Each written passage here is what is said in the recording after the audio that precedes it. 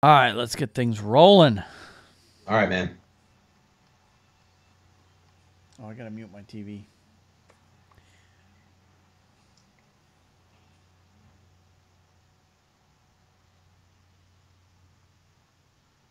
Who's that guy?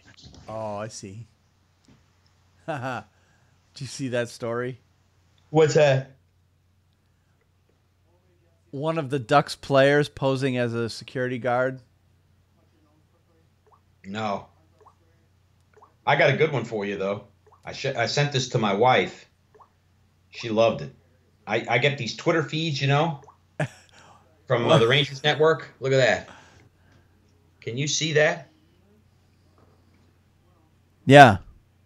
That's Jimmy Vesey. He won the Broadway hat for the game last night. Oh, okay. And my wife thought it was so funny.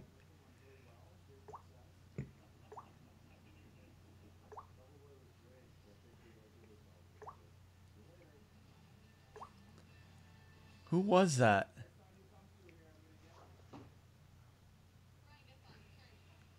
So Notre Dame, in college hockey, they won both their games. Who did? Notre Dame Oh, yeah. against Ohio State. Would they played Ohio State or Penn State? Penn State. Yep.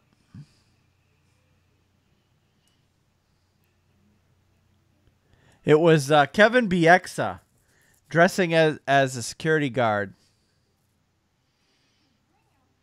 Oh yeah.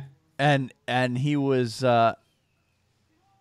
doing all the basically the security detail for Ducks players coming in, and then he did the Vegas Knights when they came in too.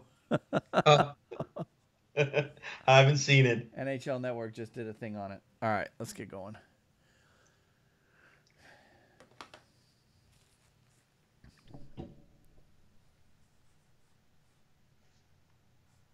I don't think there's been any new stories since I last refreshed.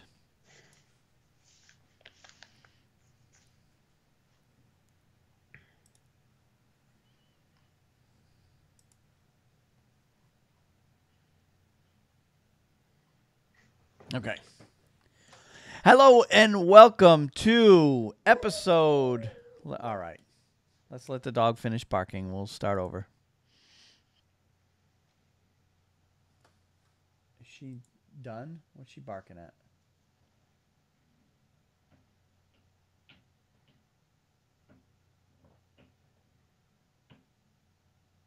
Are we done?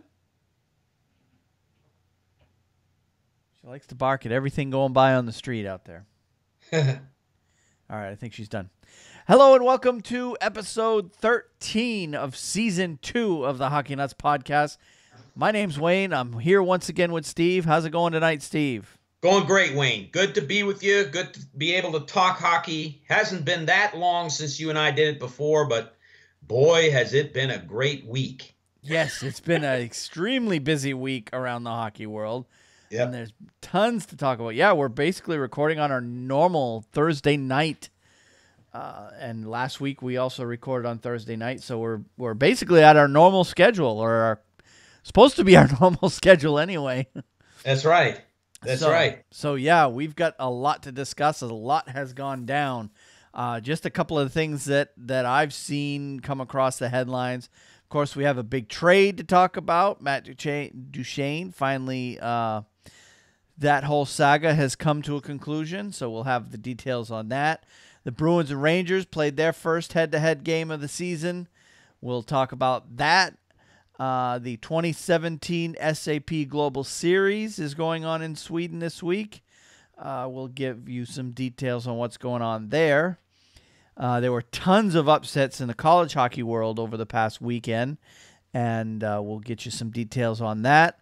And, of course, we'll have all of that plus some fantasy hockey at the end of the show, and we've got a whole bunch to talk about. So let's get let's get things started here. First and foremost, we've got to talk about our teams.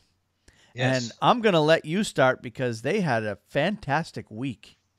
I tell you, Wayne, when I sat here last week and they were getting ready to play the Tampa Bay Lightning, and we did the podcast early, If you could, if you, because, and I'm a confident guy, but my team was really shell shocked and had trouble and stuff.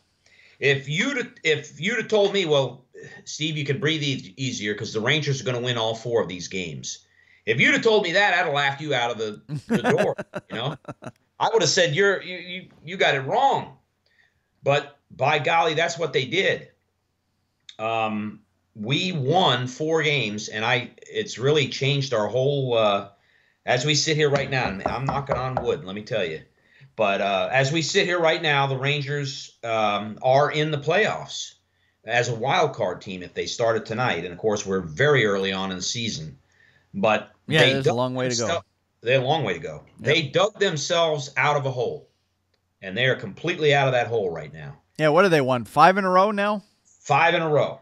5 in a row. And they are now 8-7-2. 18 points, and if unless I don't know if there's an early day game today. Last night when I went to bed, they were one of the wild card teams, so they dug themselves completely out of a hole. And if they're good, and I'm sure they are, they dismissed from their mind whatever problems they had, the number of losses, the games they should have won, all that's gone. They just start from here and build, and hopefully that's what happens. But I mean, to get into it real quickly. We beat Tampa Bay last Thursday night 2-1. It was an overtime game, but I think that was by far Henrik Lundqvist's best game of the year, and we played as a team better in that game than I have seen us play against a very, very good Tampa Bay squad. They could have won that game, but we hung in there. We played great against them. We got a few breaks. So did Tampa Bay.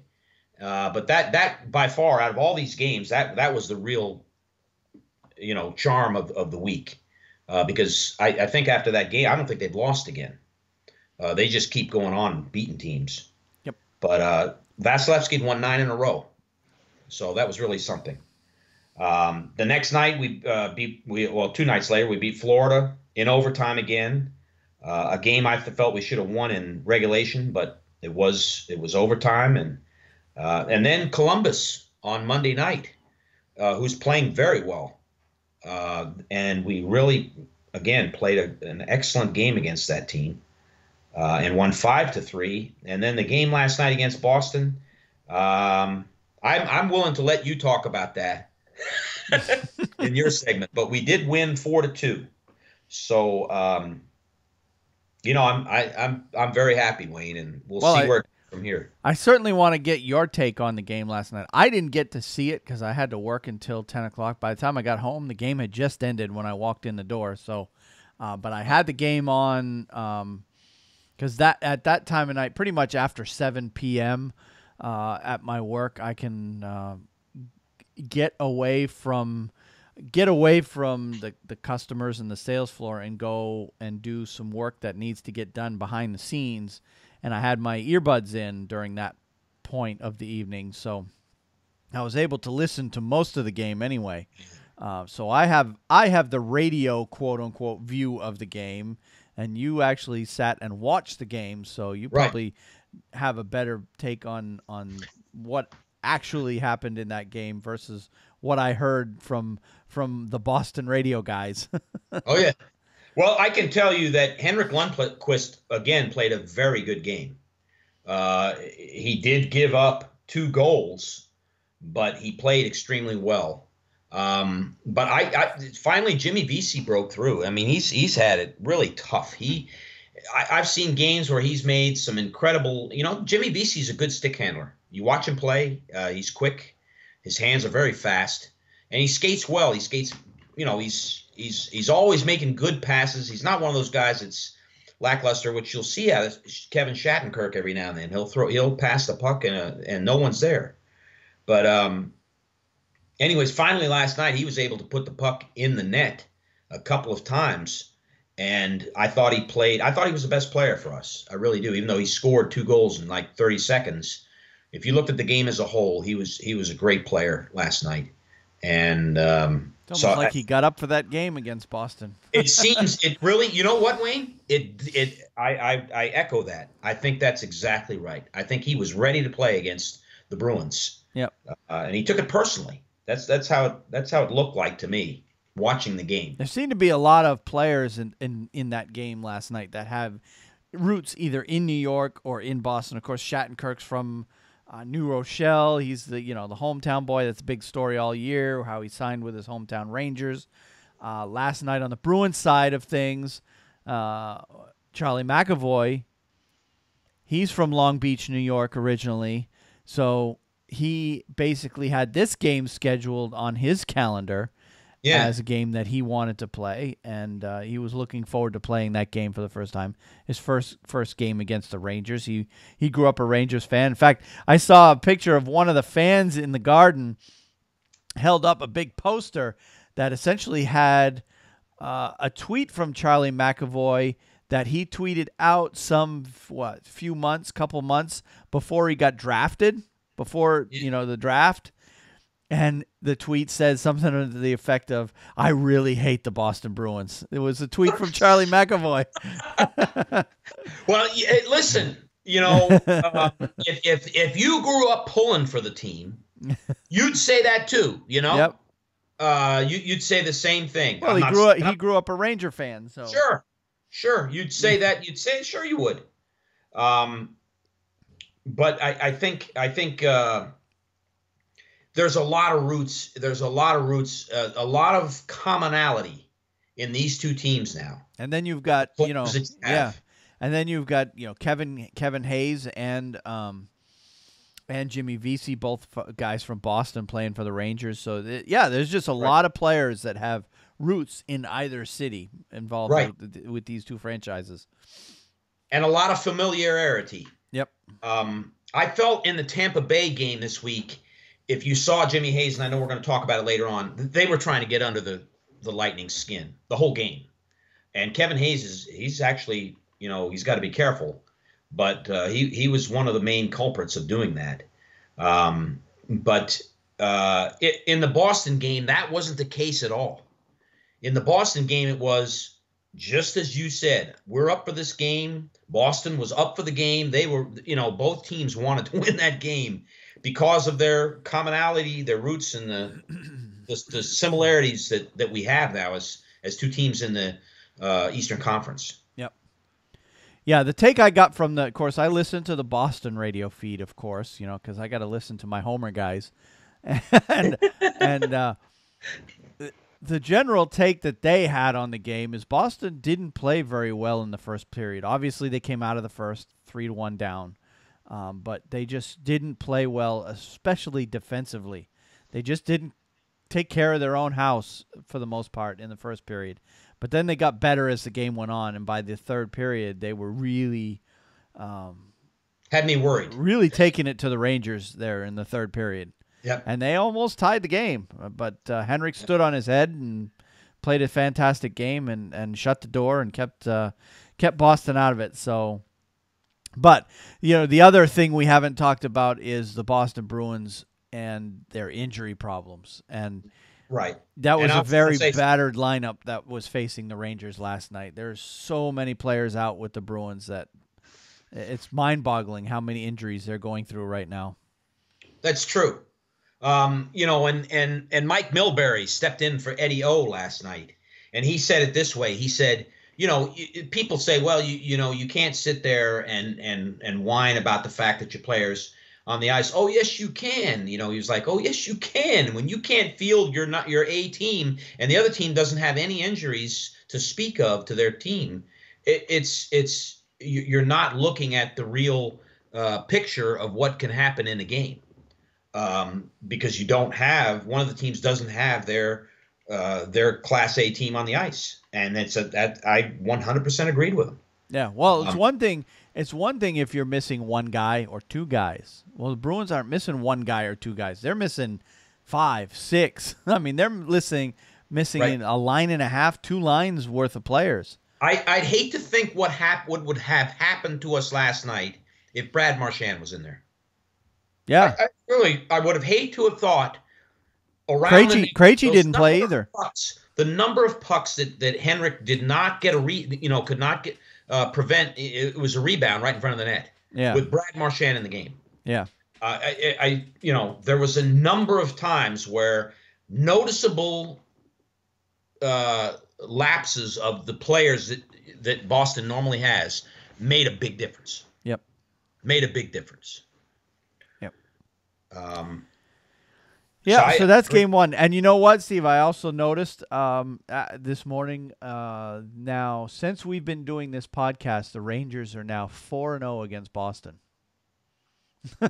Oh, no, really? Yeah. I haven't been keeping track. Yeah. Yeah. I know we won the one game last time, or maybe we went to two games where we ate chicken wings, but I thought you guys beat us last year at least once. No, I think the Rangers swept them last year, and I could be wrong, but I'm pretty sure the Rangers swept them last year. I think the Bruins took them to overtime one game, or maybe even two. So the Bruins might have gotten a point or two out of these 4 games, but ultimately the game has gone to the Rangers in each game since we've been doing this podcast. So I'm sorry, we're just going to have to end this thing. I listen. We came into that game with a lot of confidence too, and still barely won. Oh, they're playing really well right now. The Rangers are. They're playing good. They got everything clicking together. They're clicking. They're healthy. They're back on track. Yeah. And Kevin Shattenkirk is the difference and the power play is doing very well. I don't know that it'll continue at 30. Was it 35% or 30? I don't think it's going to continue at that number, but Kevin Shattenkirk is the difference in that. Yeah. He really is. I mean, they really are firing on all cylinders. Beating Tampa Bay, that was a signature win for them for the whole season. Never mind the week. So, right. And then the win in Tampa Bay, Florida, of course, they're a team dropping like a rock, but Columbus is still good. Boston. I'll be happy if Boston can stay 500 until they can get healthy at this point. Yeah. That's what I'm doing. But let's take a look at Boston's week, other than the game from last night. Of course, they lost last night to the Rangers 4-2. And, of course, that was, the game was 3-2 right to the end. Then Rangers got that empty netter.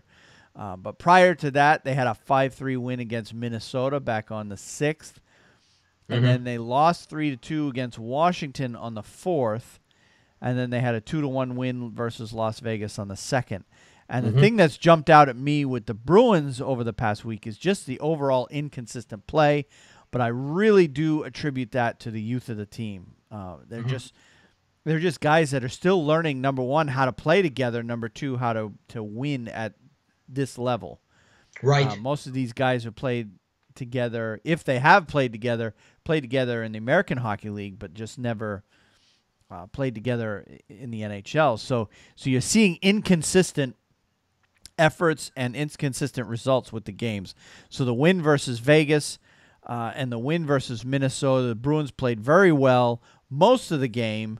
The Minnesota win was kind of a bit of a scary one because they had the lead 4-1 at one point, and then they let Minnesota crawl back into the game, and it ended up 4-3 at one point, and then they got the 5th goal there at the end.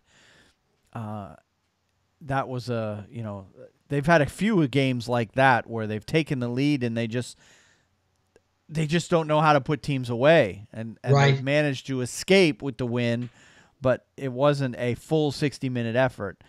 Same thing with the Vegas win, and Washington was just a poor effort overall. They looked sluggish. They looked like, it was just a lackluster effort against the Capitals, and which was disappointing because the Capitals are probably showing that the weakest team that they've had in a probably 2 or 3 years, and I felt the Bruins had a chance there to really take advantage. And as it turned out, they ended up losing that game, and that's actually the 10th win in a row for the Capitals against Boston. Really? Going back 3 or 4 years, yeah. Washington's beat Boston 10 games in a row. well, this was win number 10, so that was a rather disappointing night there. So, yeah, an up and down week for the Bruins. They ended up getting, 2 wins, 2 losses on the week. But on the bright side, out of the last 9 games the Bruins have played, they have gotten at least 1 point in 7 of those games. Yeah.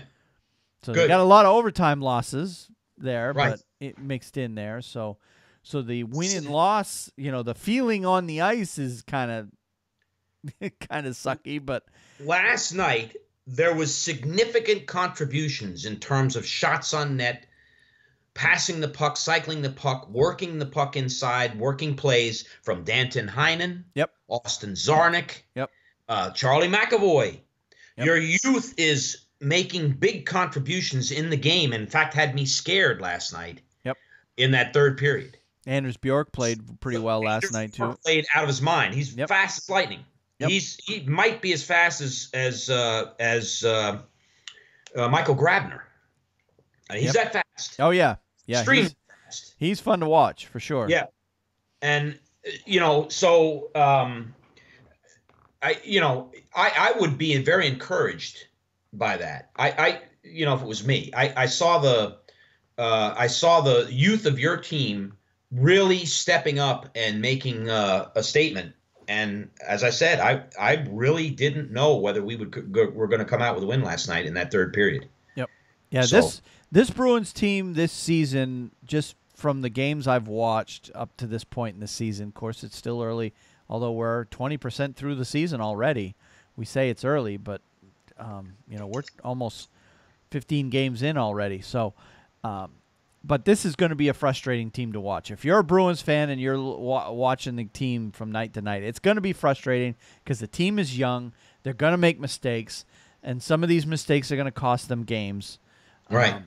But like you said, I'm very encouraged at the long-term future of the team.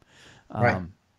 With a lot of these prospects that they got coming up, they've got some in the lineup now that are playing. They've got some still down in American League that have yet to have a chance to play that are going to be good for the future. If they could keep this core group of 10 or so young, very good prospects together, in 4 or 5 years, this team is going to be the Chicago Blackhawks. I really believe that. I think so too. Pasternak had a great game last night. I mean, you could go on with the young guys on your team that are really. You just got to be patient and wait for the team to develop. Unfortunately, Boston fans are not known for their patience. Right. But that's true. They want to win now. Yeah. That's absolutely true. You're right. So, yeah, just a frustrating week overall, but at this point with all the injuries that they got, as far as I'm concerned, if they can just stay at that 500 mark for the next couple of weeks here until they get some of these players and some of the key players back, the Krejcis and the Marchands, and getting these key players back and get them healthy again and get everybody firing on all cylinders again. If they can just hover around 500 until then, at this point, that's all we can ask for. Because the players that the Bruins are relying on right now are not guys they should be relying on. They shouldn't be. They shouldn't be. And I saw one article earlier, maybe it was a week or two ago, where somebody had done the math, and the lineup that Boston's putting out there right now, they said the average age was somewhere in the neighborhood of 26 years old. But if you take Chara out of that and average the rest of the players, it's like 24. Yeah. That is extremely young. Yeah, you're a young team. Extremely young. So, so with that youth comes, everything that comes with it. They're going to make mistakes. It's going to cost them games, but they're going to be fun to watch. Right. Good and bad. So, all right, now the Carolina Hurricanes, the other team we follow pretty closely, and they had kind of a light week this week. In fact, they're right there with Boston as two teams that have played the fewest number of games so far this year.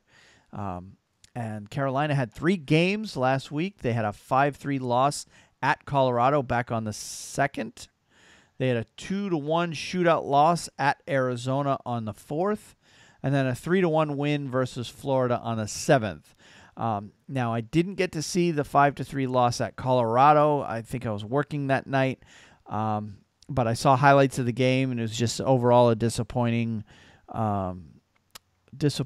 result, although the effort seemed to be there.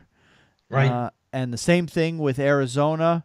Yeah, that one hurt. That one hurt because obviously it was Arizona's second win of the season. And when you got a team that is playing as poorly as Arizona is, unfortunately for them and their fans, the other teams really need to get 2 points out of those games.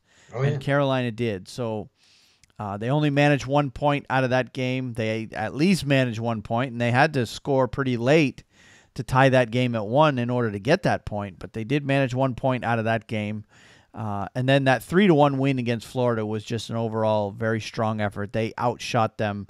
I can't remember what the totals was, but I think they got almost 50 shots on net. They may have gotten more than 50 shots on net on Florida in that game. It was just an overall good effort. But I think the overall theme of the Carolina season so far this year is we're seeing the effort more so now than they have in the recent past.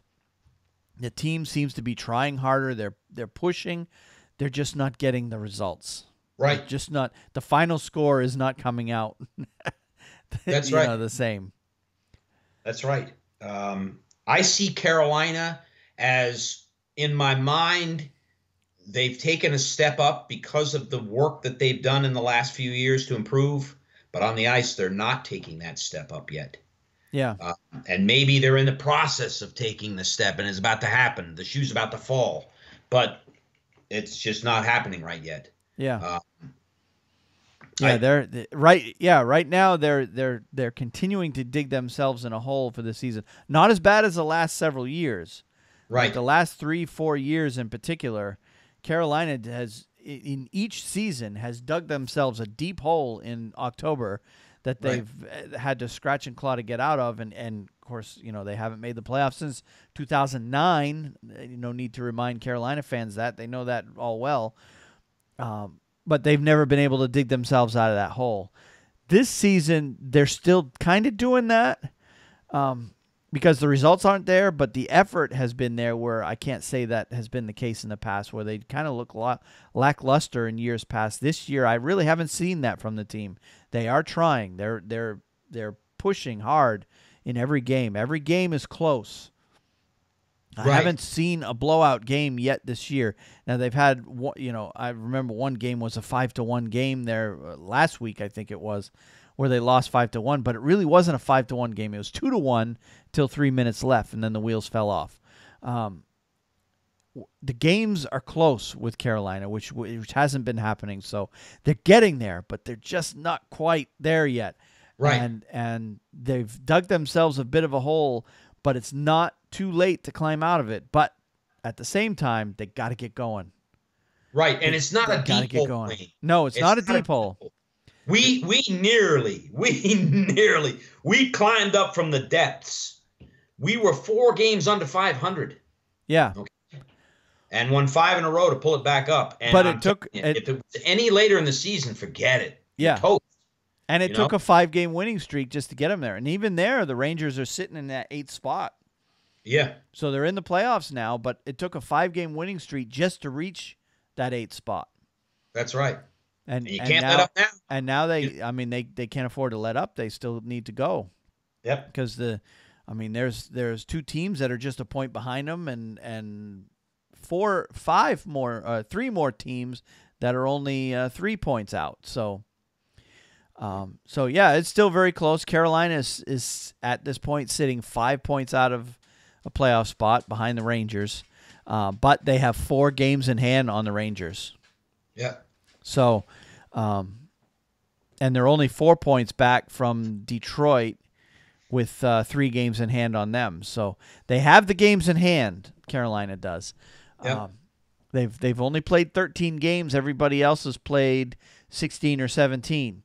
So that is a good thing for Carolina in that they do have those games in hand. But, man, they got to get things going. And they are sitting right at that 500 mark at 5-5-3. So So they're further ahead than they were in years past, but Right. we're not seeing. We were expecting a little bit better than this from them, and We I were. think and it's certainly not for a lack of trying. So. All right, well, let's take a look at some of the other notable games that have happened over the past week.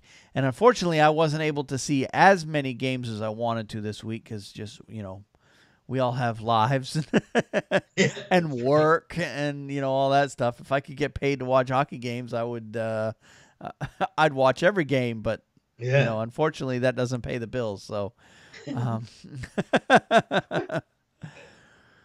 but were there any other games that jumped out at you that I watched a few games this week, but I sat down, Wayne, really to study the New Jersey Devils. 2 or 3 nights ago, they played the St. Louis Blues at the Rock, and I was like, why is this team doing so well? And they didn't do well. They didn't play very well at all in that game. They did jump out to a 1-0 lead when Blake Coleman. And you'll remember Blake Coleman. He's the guy that drinks the pickle juice. Oh, okay, yep. He scored their first goal. And they were ahead 1-0 for a while. But St. Louis chipped away, smacked away, forechecked away, and got back in that game and then won it 3-1 going away. I think that team is going to fade. I don't see them staying where they are right now. Leading, aren't they? They're leading the Metropolitan Division, or they're at least tied for it. Well, they're sitting in a playoff spot. They're sitting in that number 2 spot, so right behind Pittsburgh. Okay, Pittsburgh is ahead of them. Okay. But they have 3 games in hand on Pittsburgh, and they're only a point behind them. So. Yeah. They're playing up until this point, they played very well, but they did not play well that night. And I see them as a team that defensively, they're relying on Corey Schneider. He's got to play a tremendous game for them to win. That's what I saw the other night. It's like there are breakdowns on the defense. And St. Louis is a great team. I mean, you're looking they could win the Stanley Cup. They're a very, very good team. Yep. But they're playing very well. But it doesn't matter. I just saw breakdowns defensively where people weren't sticking their man. Passes across the slot line. Corey Schneider's having to stand on his head to stop pucks and rebounds, all kinds. It just didn't look like a very the team that is doing so well. And I see them as well. We got Corey Schneider in net, so we're going to be okay, And I don't think that's going to last. It's like the mentality they had when Martin Brodeur was there. Right. Yeah. And he's not as good as Martin Brodeur. So. Yeah. So he's still pretty good though, Schneider. Yeah. Oh, Corey Schneider's. Don't get me wrong, but he's going to have to play out of his mind. Yep. The whole year for that team to keep doing what they're doing, and I just don't see that happening. I think they're going to fade, and that's the one game I wanted to. I really sat down and looked at it. In addition, I watched Winnipeg again. Is playing out of their minds, man. They're a great team though. They have a lot of weapons now.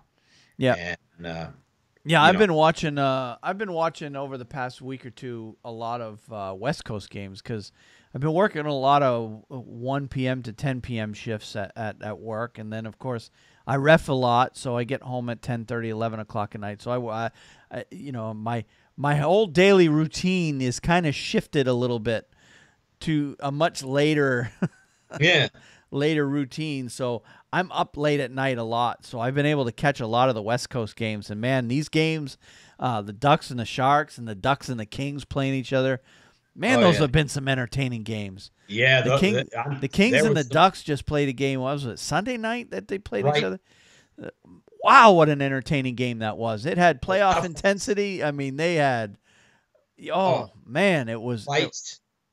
Fights. I mean, you name it, it had it. Jonathan Quick getting into it with some Ducks players, and then Unfortunately, the Ducks goalie Josh Gibson got kind of dinged up a little bit in one of those games, and he ended up having to leave the game. And I guess he's still out. I don't know if he suffered a concussion or what, but he got hit right in the face with a puck, and then in the whole thing, he got hit in the face with a puck. His mask pops off, hits the ice, and then just after that, somebody's stick or whatever hits him in the head too. So he got a double whammy there. So, what do you think about the Los Angeles Kings, Wayne? After what we said at the beginning of the year, everything's got to go right for that team if they're going to make the playoffs. Yeah, everything's got to go right, and so far everything has gone right for them for the most part. I mean, they're what are they now? They're 10, 11, 2-2. 11, 2-2. Yep. Yeah. But yeah, I mean, the biggest things I noticed about the Kings is that young rookie that they've got there. What's his name? Kempe. Adrian Kempe. Yeah. Talk about fast. Man, is he a good player. Yeah. He has been a huge surprise for, well, Kings fans anyway. I'm sure the Kings brass knows exactly what they had in him, but he has been playing extremely well and has been providing them with a lot of the offense that, everybody questioned where are the Kings going to find all their goals from. They can't get it all from Kopitar. But who's playing well. Yep. He's not, versus last year. Yep. Kopitar is playing better. Dustin Brown is playing extremely well this year. Yep. It's like he turned back the clock there a few years. He's gotten back to at least the Dustin Brown that we knew when the Kings were winning Stanley Cups. Yep. It's kind of like the guy that goes up into his attic.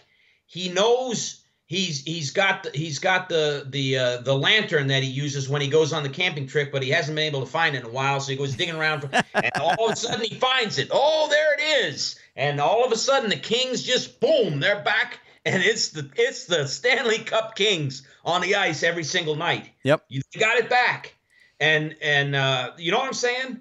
Yep. And that's what you're watching. And yep. and I'm telling you, the Kings, I told you at the beginning of the season, if everything goes right, they can do some damage. Yep. They have all that pedigree. They have the Stanley Cups, and those guys, and led by Drew Doughty. I mean, he is, if ever there was a determined guy on the ice, Drew Doughty is a determined player. He really is. Yep. Yeah, he's having a fantastic season so far. Yep. For sure. Yep. But yeah, I mean, you got, like we mentioned, Dustin Brown, Tyler Toffoli's having a great year, 12 points already.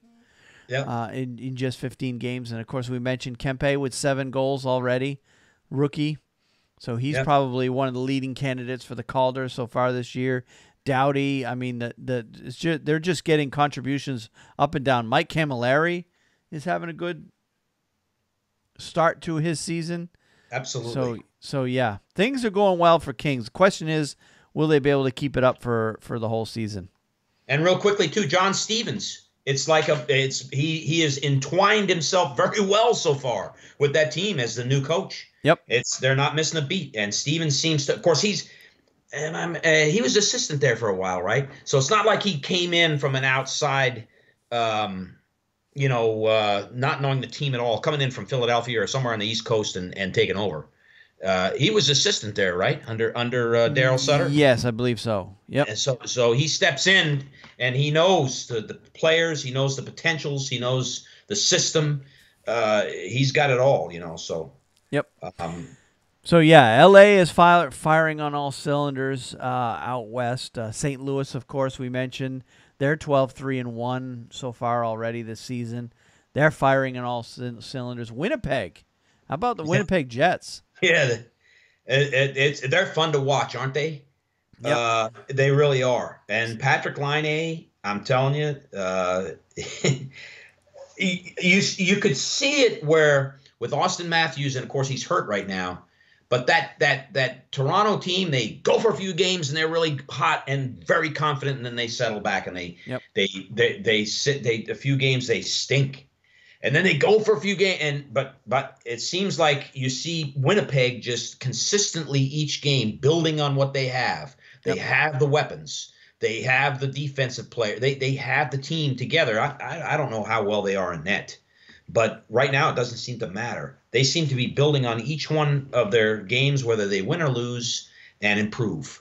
Well, Hellebuck in net is putting up some good numbers. He's 8-0-0 right now, with Yeah. a 2.12 and a 936 save percentage.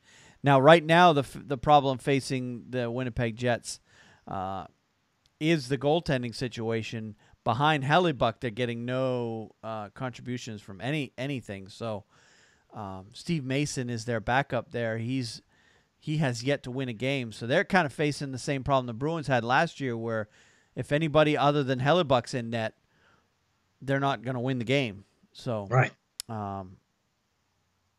So yeah, but they're getting. I mean, Blake Wheeler's off to a huge start. 21 points in 14 games. Right. Which every time I see Blake Wheeler putting up huge points, it ticks me off because the Bruins had him and let him go. Yeah. They couldn't afford to keep him. Mark Scheifele is having a great year. So yeah, the Jets are off to a really good start, and that was one of those teams that was kind of a bubble team for us too. That's right. Who we said depending on how they do, they could either make the playoffs or not. So Right. so they look like they're off and running to a good start. And of course, all the teams that we expected to be good, Nashville is pretty much right there amongst the best teams in the league. Right. You've got Vancouver still playing fairly well, although they're not as hot as they were at the very start of the season, but they're still sitting in a playoff spot, so that's a good thing for them. Brock Besser. Yep. Playing awesome. Oh. Yeah, he had a hat trick the other night there. Yeah. San Jose is playing very well. Chicago's kind of struggling a little bit, though. Yeah, they are. They had fallen in the standings. I watched a game of theirs, but it's been 2 weeks ago. Yeah, they're down to 7-6-2 now. Yeah, they've taken a let up there. Yep. And I that one I still say Corey Crawford's got the experience, but they're not. They don't have the. I would not put Corey Crawford in the top 3 goalies in the NHL right now. He's not. So, and they play in that Central Division where you better have a good goalie. Every game's a tough game. Yeah, it's a tough game. Yep. Yeah, and then, of course, Arizona continues to struggle. Edmonton is showing signs of coming out of their skid, but they're not quite there yet. They did win their most recent game against the Islanders. They won that game 2-1. A fantastic goal by Connor McDavid in the overtime. I don't know if you saw that, but I heard about it. I did not see it. Kind of a give-and-go play where he was going up the ice, and the defender focused on him. He kind of dished it off to his winger, and then the winger, as soon as the D slid over to cover that winger, and I think it was Draisaitl that was going up the ice with him. I can't remember exactly who was up the ice with him, but and then he fed it back to McDavid, and McDavid roofed it right up under the right up over the shoulder, up under the crossbar, right, for the overtime winner. So that was an interesting ending. We'll put it that way. Entertaining for sure. That's who we got to play Saturday. So we'll see. So yeah, but Edmonton is showing signs of coming out of their skids. So watch out for them for sure. Now back in the East, of course, we've talked about Carolina, Boston, and the Rangers, but Tampa Bay is still firing on all cylinders. Toronto is struggling. Yes. 4-6 in their last 10. Mm-hmm. After jumping out to basically a 6-1 start. So, and the big problem there in Toronto is they can't keep the puck out of their own net. They're getting plenty of offense. Right. In fact, I believe they are leading the East in offense, 65 goals, but they've given up 60. So, yeah. So they've got to figure out what's going on there. And I don't know if we're going to have a trade there in Toronto or not. because they're expecting a Stanley Cup in that city. Yeah. Of course, they've been expecting that for how many years? For 50 years since they 50, last. yeah, 1967. 67. Yep. Yep. That's what it goes back to. 67. Yep. Yeah. So, Pittsburgh. I wanted to make a note on them because people are saying that they're struggling, yet they're in first place in the Metro. They've played 17 games, most of any team in the league. Of course, there are a couple other teams that have played 17, but they're tied for the most in the entire league. But they're 9-6-2 in those games, and people say they're struggling. The thing that jumps out on me with Pittsburgh is their -14 differential. They've got 45 goals for, 59 goals against. And we've talked about this particularly last year, is looking at that goal differential is kind of a good indicator on how well a team is playing. Right. Overall. And where they would expect to be. And at the end of last season, it was almost perfect. Yeah. With the exception of one or two teams, that the teams that ended up with a plus goal differential made the playoffs. Teams that ended up with a minus goal differential missed the playoffs. Right. It ultimately almost happened perfectly last year. There was one or two exceptions, but that's it. Yeah. Out of 31 teams or 30 teams last year. Yeah. And that -14 is got to be very concerning if you're a Pittsburgh Penguins fan. Right. Because, yeah, they're winning games. They're finding ways to win. But they're, when they lose, they're giving up a lot of goals. They're getting blown out a lot. So yeah, I watched them get blown out. Yep. One night by Winnipeg. Yep. So you're right. Oh God, you can't. And they're really only in first place, and due to the fact because they've played so many games. They're 1 point ahead of New Jersey, but New Jersey has 3 games in hand, and they're also 1 point ahead of Columbus, but Columbus has a game in hand on them as well. And then looking down the list, the Islanders are 2 points back, but the Islanders have 2 games in hand. And the Rangers are only 2 points back. So, yeah, it's a logjam again in the Metro. Yeah, I'm afraid it's going to be that way the whole year. It probably will. Yeah, it probably will. So, but and the other note of the teams, Florida is dropping like a rock right now in the standings. Yeah, they are. Buffalo as well. And neither team is playing very well right now. They're not gelling. Of course, when you watch the Rangers play them there in Florida, it's like Madison Square Garden Jr. It really is. If we score a goal, it is like being at Madison Square Garden. There are thousands of Rangers fans at those games, so it's a heated game. It really is. And you don't get a true picture of that team, but they are. I mean, we went into overtime against them. And I'm glad we won the game.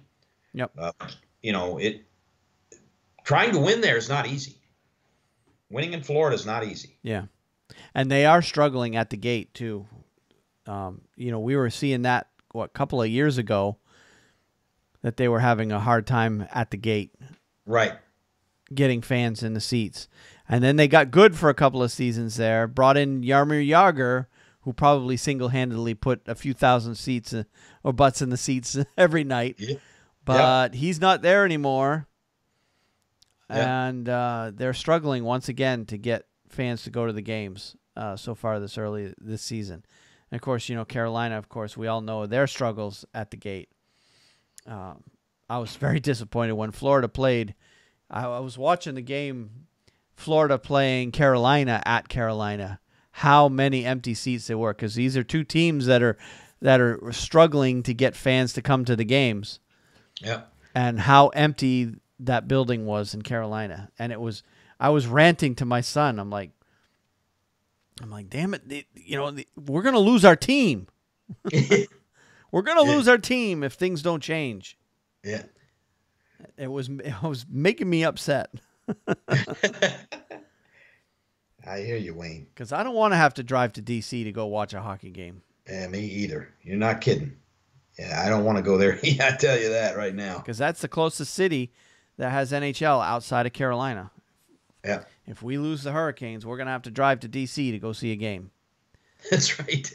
So that means we'll be taking in many more AHL games if that happens. That's right. Because That's right. Charlotte's a lot closer. Yeah.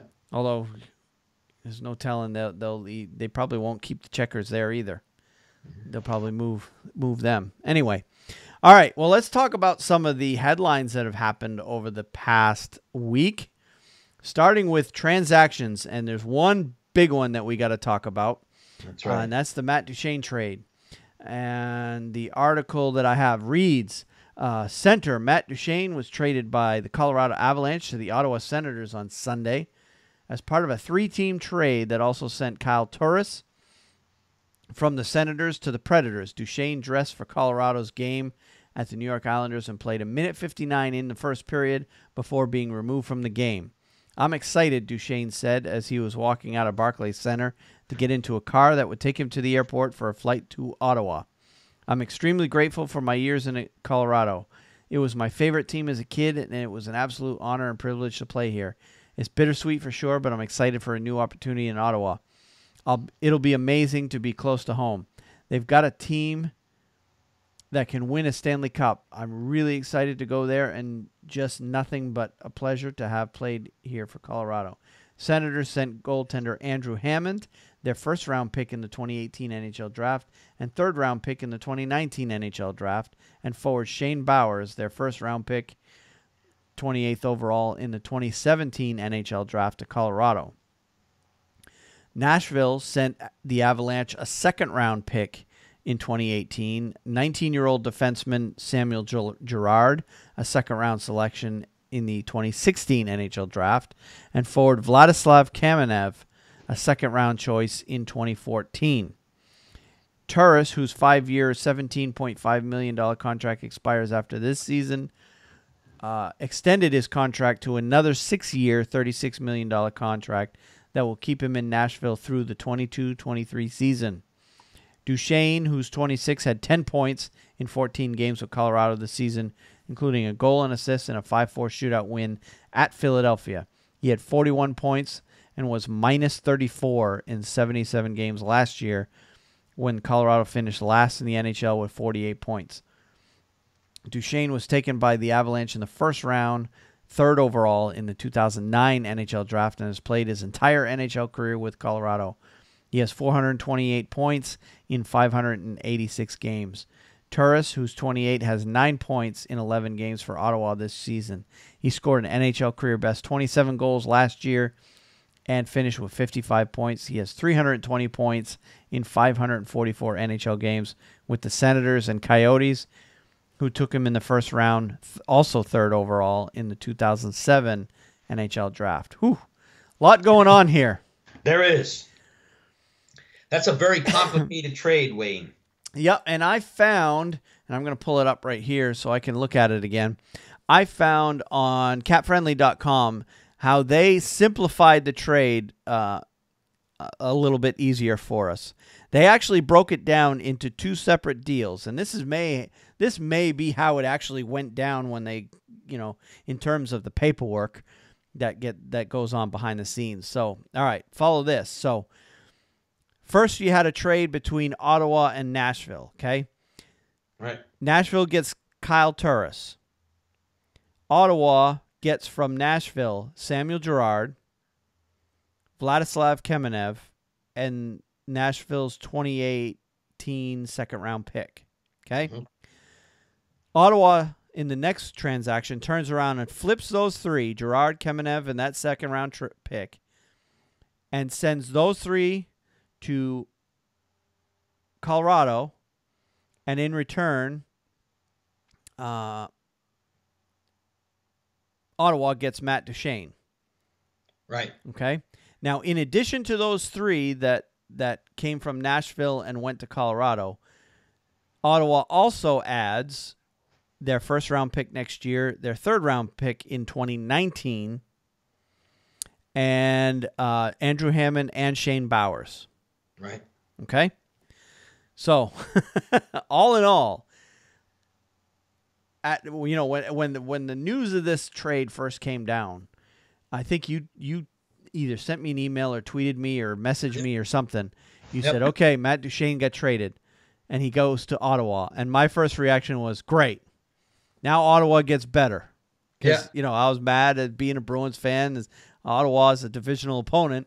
I'm like, oh, man, look how much better Ottawa is going to be now that they have Duchene. I didn't know at the time that Turris was leaving Ottawa and going to Nashville. So, to me, all that is, Ottawa gets an upgrade from Turris to Duchene.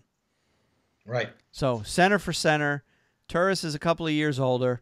Duchene is a little bit better of a player. So, Ottawa gets an upgrade at center, but they're not any deeper per se. Okay? Right. Nashville,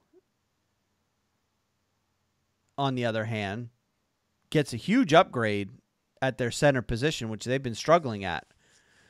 They don't have enough depth at the center position. Turris being added to their team gives them, and they didn't really lose anybody off their current roster. Right.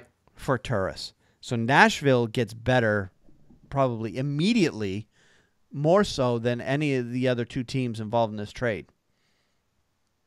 Now, Ottawa gets slightly better by trading Turris for Duchene, but Nashville, huge upgrade here because they're getting Turris for essentially nothing. Now, I'm not saying nothing because they mortgaged their future to get Turris is what Nashville did. But in terms of this year's team, if you look at this year alone, Nashville's a much better team today than they were before this trade. Agreed. And Ottawa is a slightly better team now than before this trade. Right. Now, Colorado, of course, in the near term, they're a much weaker team than before this trade by losing Matt Duchene. But, man, what they got in return. I mean, if you they got the Hamburglar out of that. Remember, Yep. You never know there. But, yeah, they're a weaker teem. Colorado in the near term is a much weaker team than they were before this trade. But in the long term, man, did Joe Sakic clean up on this one. I mean, he gets an extra first, a second, and a third-round pick out of the deal. Hammond, I wouldn't call him a prospect. He's more of a, because, he's, I don't know how old he is. He's 29 years old. He's getting up there in age, but Bowers was a first-round draft pick, 28th overall this year. Mm-hmm. So, obviously, a first-round draft pick you would expect to be down the road a good player. Samuel Girard right now amongst the experts, so to speak, they're saying is the best current player to come from this draft. He's a second-round selection in the 2016 draft, so he's a year older than Bowers. And then Kamenev was also a second-round pick. So basically they got, in terms of picks, they got a first round, a second, and a third that have yet to been chosen. Right. They've got, in terms of the players, they've got 2 more seconds and a first. Right.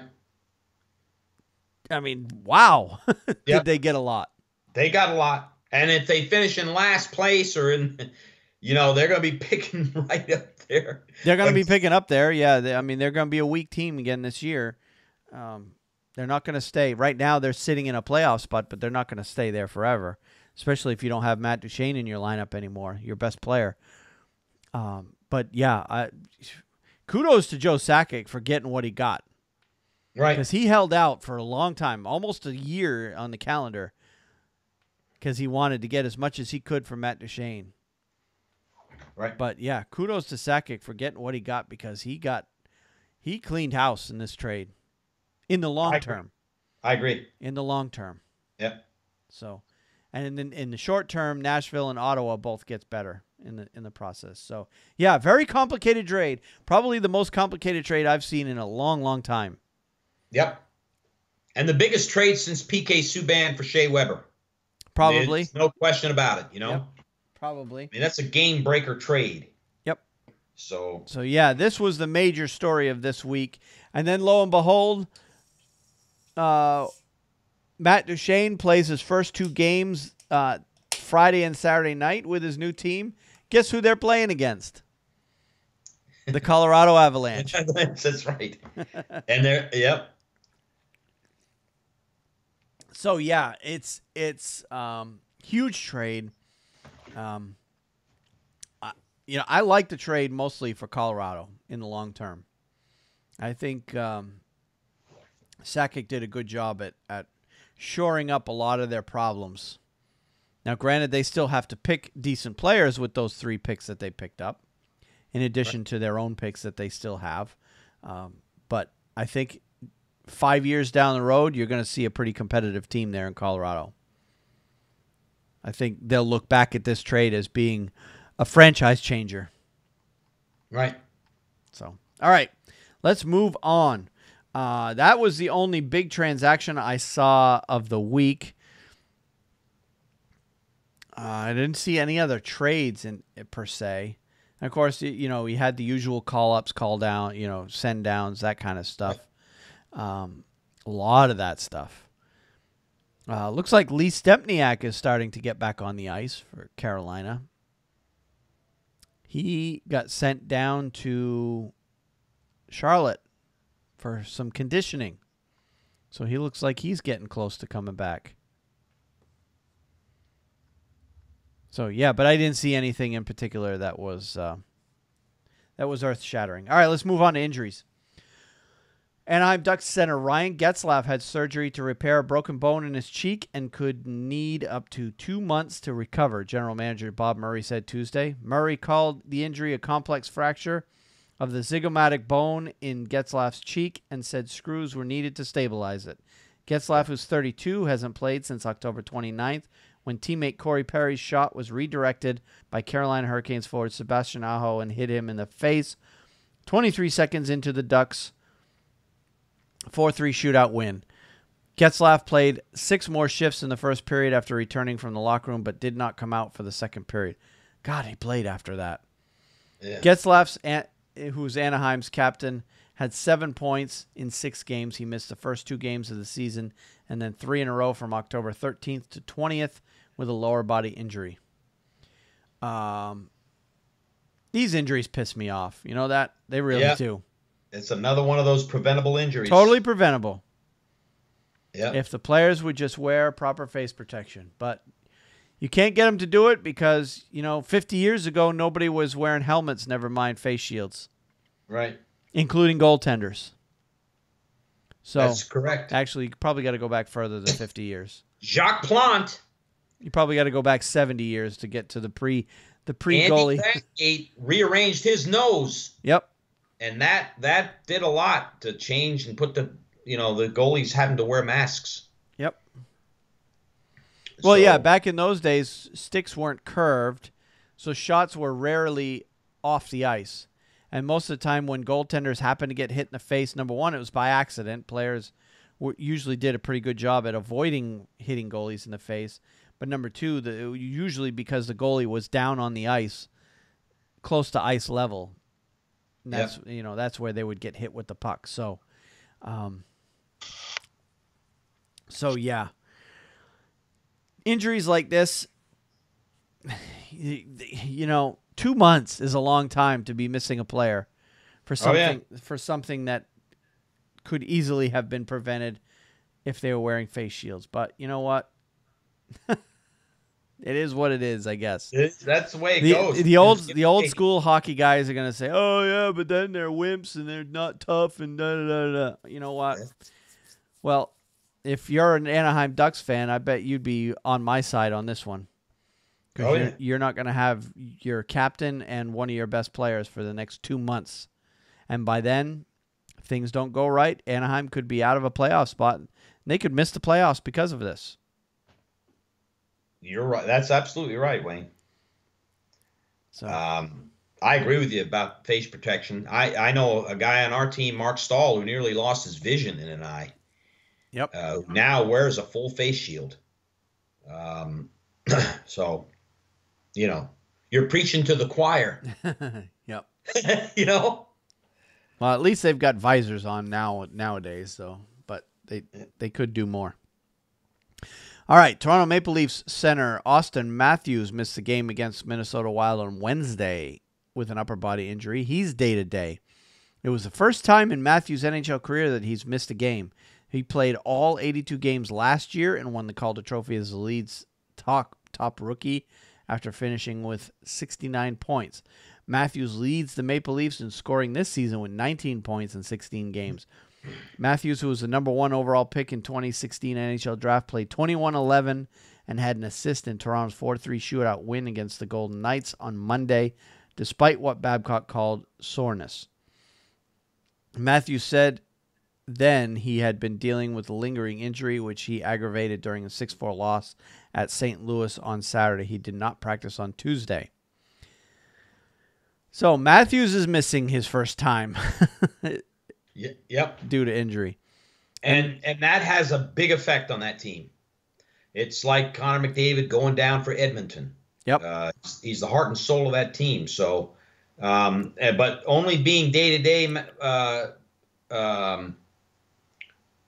Wayne, I think it's something where the team, the psyche of the team is not, they're probably calm about it. Well, he's going to be back. It's day-to-day. It's not going to be something where he's out 2 weeks or 3 weeks or an extended period of time. What are they going to do? Yeah. So well, I don't. If Austin Matthews were to ever get hurt long term, where he's going to be missing a month or more, they're going to have to install netting on all the bridges and buildings in Toronto because there'll be fans jumping off. Poor Steve Dangle at that point, Right. Exactly. Yeah. So, and speaking of jumping off of bridges and buildings, Montreal Canadiens goaltender Carey Price has a lower body injury and didn't play against the Winnipeg Jets on Saturday. The Canadiens called the injury minor and said the decision to keep Price out on Saturday was preventative measure. But at the same time, he hasn't played since. He is 3-7-1 with a 3.77 goals against average and 877 so far this season. And obviously he hasn't been himself. Montreal is also 3-0 without him in net, with Al Montoya and Charlie Lindgren filling the nets for them since Carey Price went down. So that's kind of an interesting side on that story. Lindgren has been playing very well. Yes, he has. Yeah, Lindgren has 2 of those 3 wins. And, I mean, what's going on with Carey Price? Again, they just signed him to a $10 million contract, $10 million per year contract extension, and all of a sudden he's hurt. Yeah. And can't play. So, yeah. If you own a tall building in Montreal and the Montreal government, you better start putting nets up because you're gonna have people jumping off your buildings if they don't get Carey Price back soon.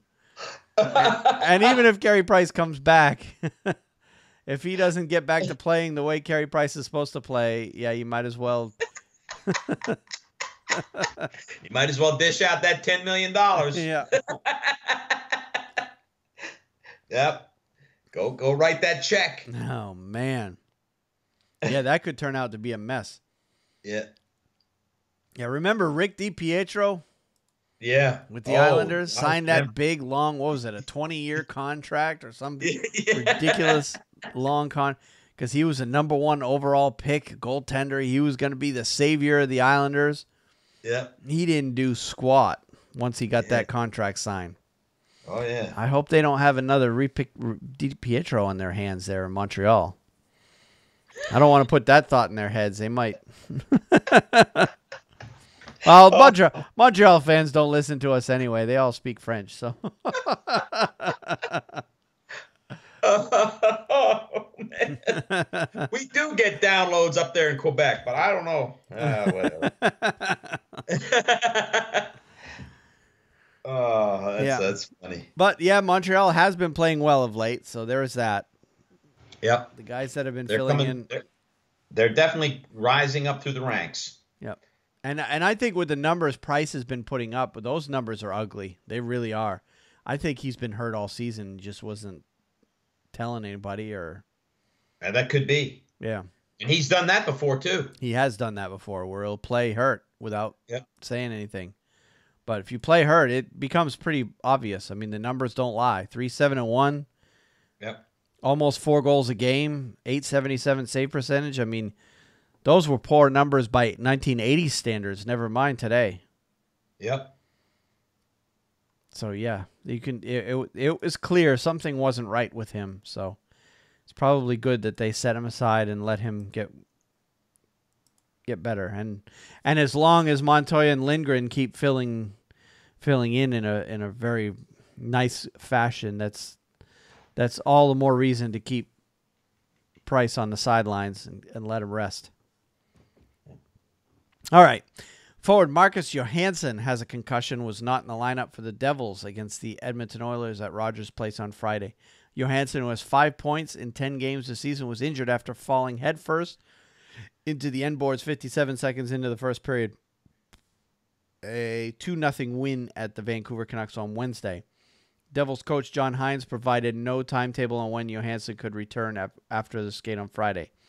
Johansson, who was acquired in a trade with the Capitals for 2 draft picks on July 2nd, set NHL career highs in goals with 24 and points with 58 and plus-minus of plus 25 in 82 games for the Capitals last year.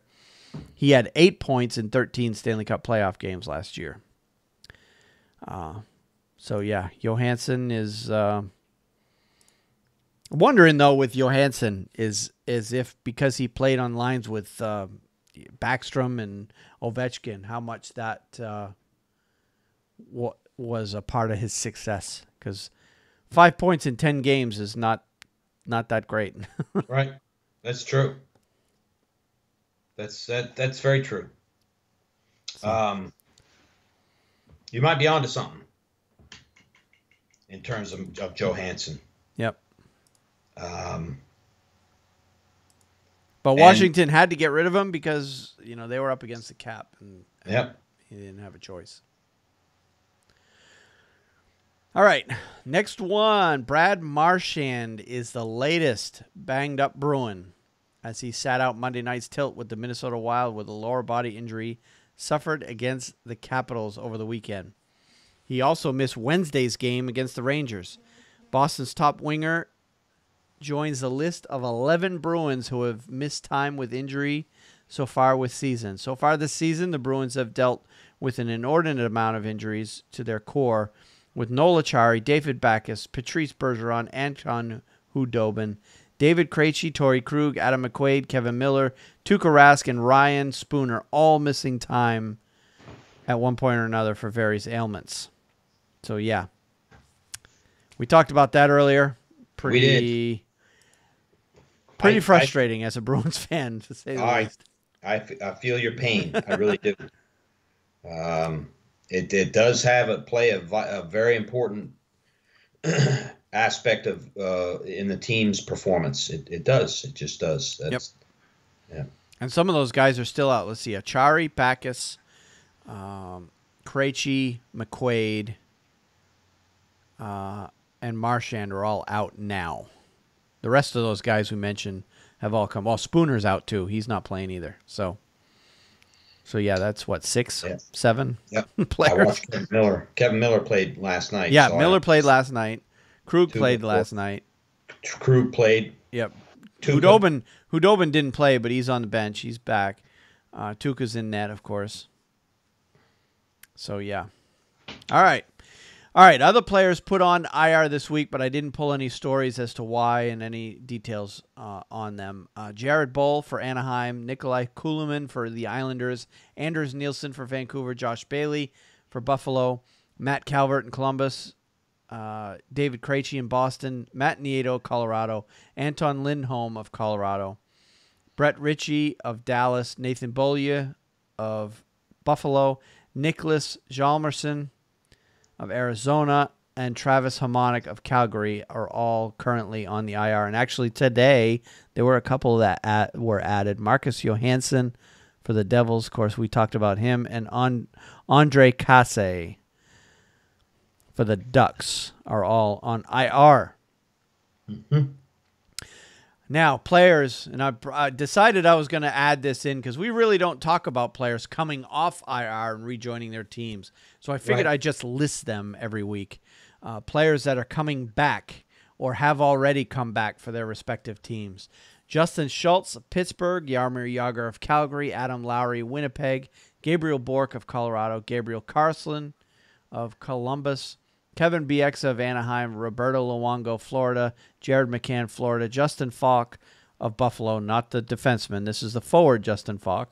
Andy Ranta of Arizona, Brian Boyle of the Devils, and Lee Stempniak technically have been reactivated from IR with Carolina, and Kyle Palmieri from the Devils have all been reactivated from IR, so they have either already rejoined their team or will be shortly if they haven't already. All right, let's move on to suspensions and fines. Only had one this week that I could find. Only had one. Although I only had one. One incident, we'll say. 3 players. That's right. New York Rangers. Harm to the player. Yeah. New York Rangers forward Kevin Hayes, Tampa Bay Lightning forwards Alex Killorn and Steven Stamkos each have been fined $5,000, the maximum allowable under the collective bargaining agreement, for unsportsmanlike conduct during NHL game number 189 in Tampa on Thursday, November 2nd. The NHL's Department of Player Safety announced earlier in the week. The incident occurred at 3:01 of the third period. You watched that game. I didn't, so you tell us what happened. Well, Kevin Hayes squirted water at Alex Killorn. But there was a lot of rough stuff going on. Killorn got away with in my opinion, an illegal hit prior to this happening. And it was obviously a move by Kevin Hayes to get under his skin. As soon as he did it, Killorn took his stick and kind of went right at Kevin Hayes and a couple of the New York Rangers players who were sitting at the bench, right on their necks. The officials saw that, did not see the water squirt, but saw them do that, and called a penalty on Killorn. That set off a bunch of a melee kind of out on the ice, which ended with Stamkos going over to the officials and saying, hey, you didn't see what happened. And he wouldn't let it go. I mean, he just kept on ranting and ranting and ranting about it. I mean, he was starting to remind me of Sidney Crosby. Anyways, he went over to the bench, grabbed a water bottle, and squirted it at the Rangers. And of course, there was nothing was called, and there was no. But it was just kind of it was just a moment where the Tampa Bay Lightning just, for lack of a better way of saying it, let the Rangers get under their skin. Okay. And they just got pissed about that. And I don't know. The way passion and stuff works on the ice. Yep. There's a team that's won 9 in a row with Vasilevsky, and they're playing at home. They don't want the Rangers to beat them. Plus the collective, you got Dan Girardi and Ryan Callahan, and you have players from the Rangers on that team. Anton Strawman. It's one of those things where they don't like losing. In fact, I would say that they are rapidly becoming more and more hated of each other on the ice. Really, they're not. It's not one of those games where you come in and there's really no beef with one another. The Rangers and the Lightning are developing a hatred for one another. Imagine if they met in the playoffs. That would be fun. Yeah. Oh, and I could see that happening. Yep. Of course, $5,000 for Steven Stamkos is like you and me being fined $0.25. So Yeah, that's right. He walks into McDonald's with that and buys lunch for everybody. Right. Not so much for Clorne Hayes, although, that's not a big deal for them No, either. But Stamkos with the millions that he makes. that's right. But yeah. And how does that work with fines anyway? They probably just get docked on their next check, right? I'm Gosh, sure. Yeah. Yeah, I'm sure they don't actually have to write a check for $5,000. Their pay gets docked probably on their next check. That would be my guess. So anyway, that's neither here nor there. So, okay, well, interesting incident then. Yeah. So just boys being boys, in other words. All right. I didn't say that, Wayne. You did. All right, some other interesting stories that we saw over the past week. The 2017 SAP NHL Global Series features games between the Colorado Avalanche and the Ottawa Senators on Friday and Saturday of this week at Ericsson Globe in Stockholm, Sweden. Both teams actually, I looked at the schedule for both teams. They went out there, I think both teams flew over on Tuesday, so they've been there most of the week. And both teams have 3 or 4 days off leading up to these two games and 3 or 4 days off after the two games. So both teams have very light schedules surrounding these, probably to accommodate for the jet lag that both teams are going to experience. Right. But by going there early, and I would that it's allowing both teams to take in the sites, and the NHL Network or NHL.com actually has a ton of stories surrounding these two games and the whole global series. I don't know what you think about NHL playing regular season games in Europe. I like the idea. I think it's good to bring the game to the global, fans, particularly in the hockey playing countries in the world. I don't know about China, but definitely the Swedens, the Finlands, let their fans take in the games because after all, their best players are playing over here. So right. Now it's going back several years, but the Rangers actually made that trip to Sweden, Stockholm. Yep. And played there. I do not remember who the team was they played against. Might have been the Flyers, but they've done that, and it is, Wayne, as you say, it showcases the talent of the NHL for fans who are very hockey knowledgeable and very in tune with what's going on globally. Yep. Particularly countries like Sweden, Finland, Russia, even Germany. Yep. They know about the hockey that goes on in the NHL, how it's played, and et cetera, et cetera. So, and I know the NHL has looked at the possibility. I know they haven't really done anything for real on it. At the possibility of possibly having a European division from over there. Right. But they've pretty much thrown that out because of the travel challenges that they would have to face.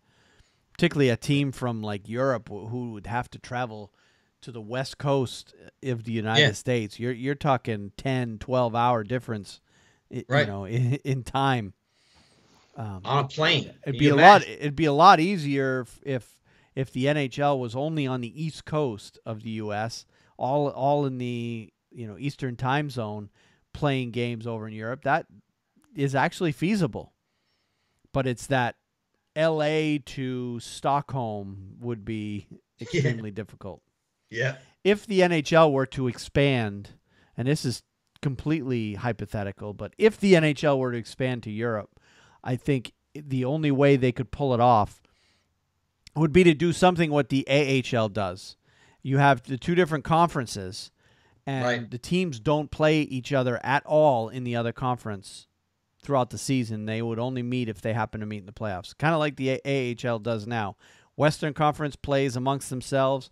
Eastern Conference plays amongst themselves. Those teams don't play each other at all during the regular season, and then they would only meet if they happen to meet in the final. Right. I think that's the only way that you could realistically have an NHL that has teams based in Europe. Would be you'd have to have the Eastern Conference would be considered, teams.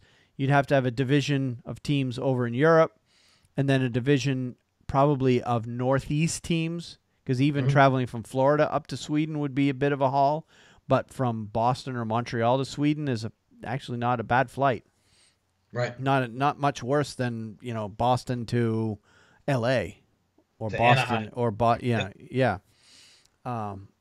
So you would have to have an NHL where the East and West don't play each other at all until they meet in the final. That's the only way I could see it happening, but never know. It could happen. Oh, absolutely. I mean, the NHL's always looking to expand. There's been speculation out there that the NHL's looking to get to as many as 40 teams, although it would take quite a few years to get that big, but Oh, yeah. I think the league would be too raggedy if we say that though, and we said that back in the early 90s when they expanded from 21 up to 24. We said, "Oh, the league is getting diluted." But now, because of modern technology and communication and the science that has been brought into the game, the players, particularly, the last 5 or so years, the draft classes that have come out, the players are just so good now. Right. If you took a 4th round or even a 7th round draft pick player today, put them up against a 1st round draft pick of 25 years ago, they'd skate circles around them. Right. That's how much better the hockey is now, the players are now. Right. Because they've learned from, it's just like everything else in life. You take what others have learned, you take the next step. So we say that the league would be watered down, but if they took the expansion slowly, they could eventually get to, say a 40-team league, and it wouldn't feel like it's watered down. Mm. That scares me. Strange things have happened, but yep. Because we're at 31 now, and the teams are all pretty even, and almost every game is entertaining. So right.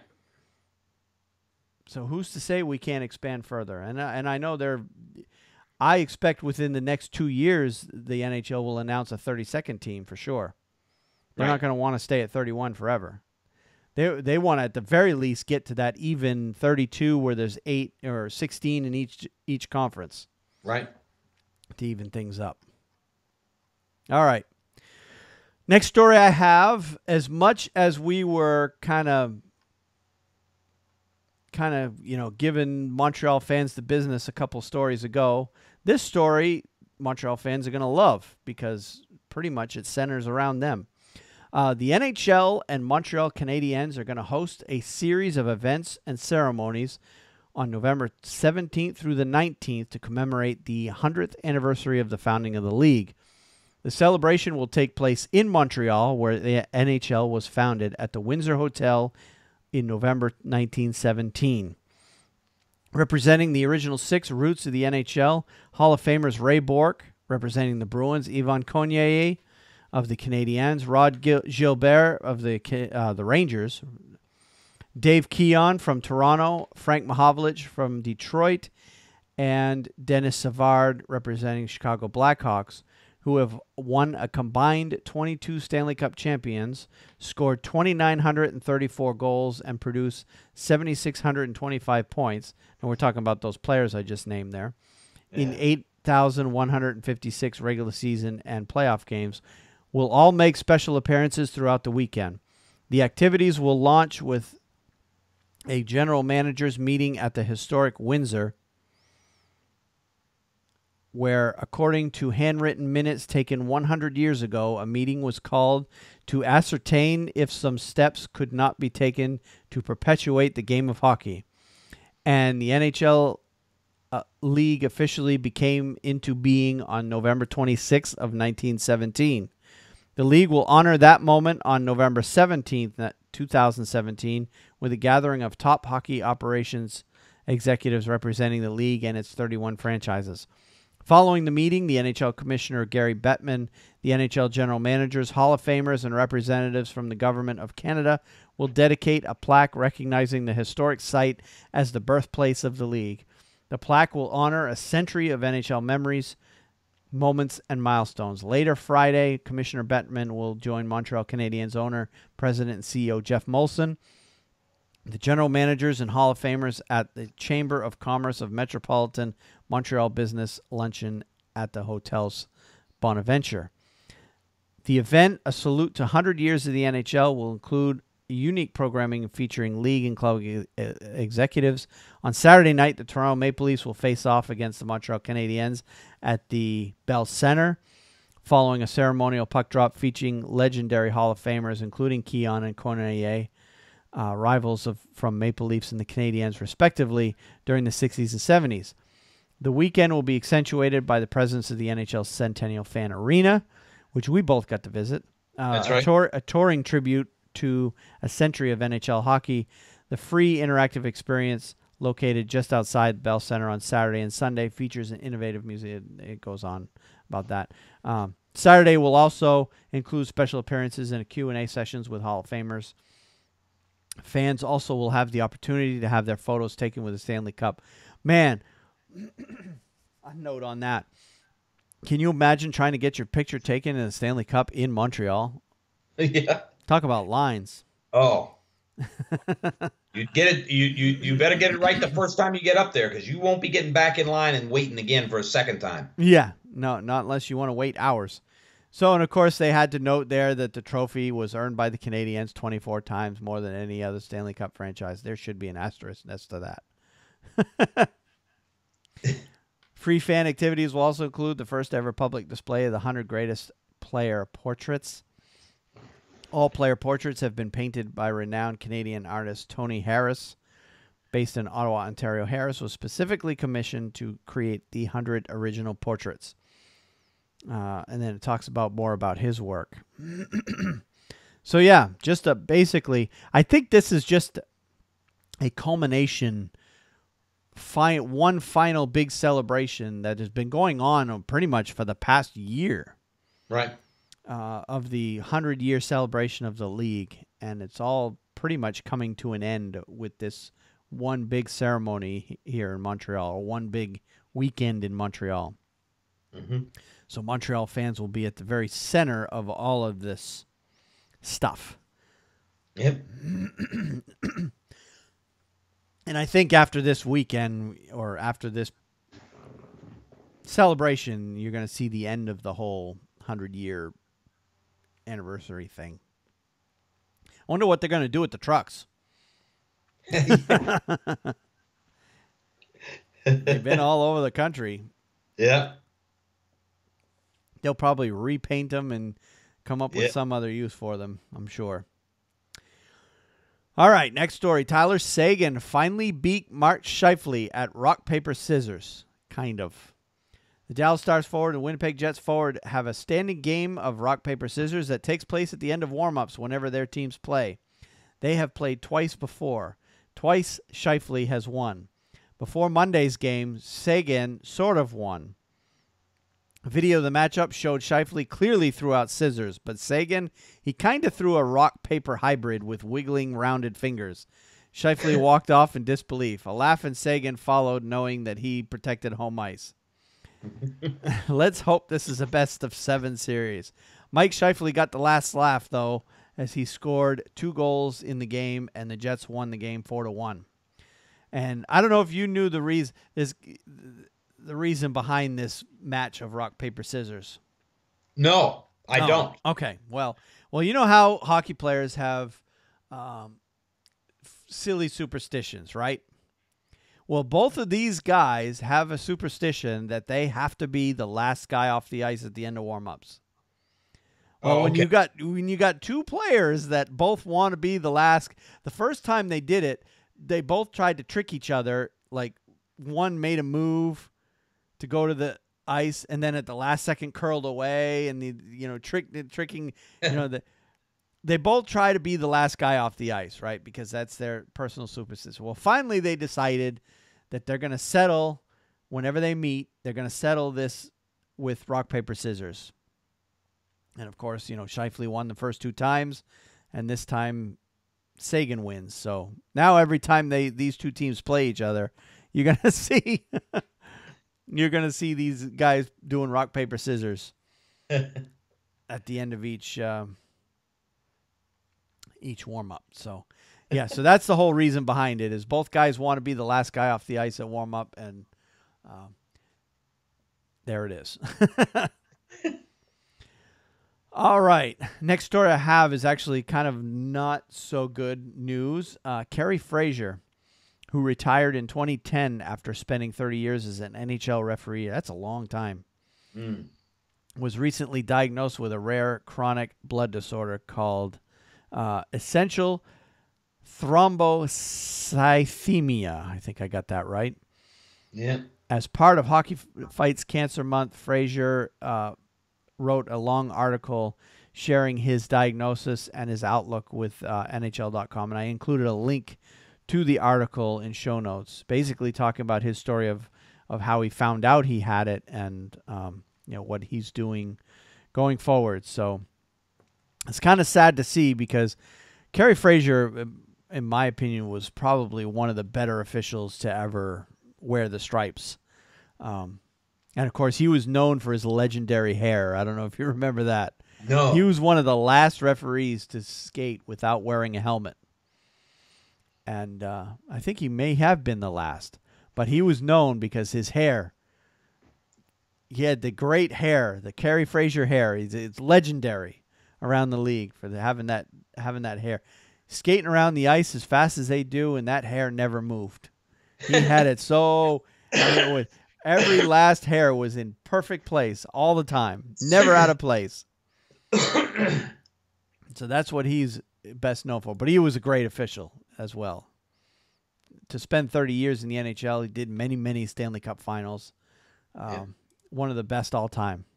Wow. So hopefully he'll beat it. Although they say it's incurable, but it is manageable if everything takes in terms of his medicine. So we're hoping for the best for Kerry Fraser, for sure. Very good. All right. We had a retirement this week. Yeah. I saw this, and I couldn't believe it. Yep. Vadim Shipachyov has ended his long and storied NHL career. Vegas Golden Knights general manager George McPhee said on Thursday that Shipachyov has retired from the NHL. Shipachyov, who's 30, signed a 2-year, $9 million contract with Vegas on May 4th and is now eligible to play once again in the Continental Hockey League. The Golden Knights will recoup the prorated amount of his $2 million signing bonus.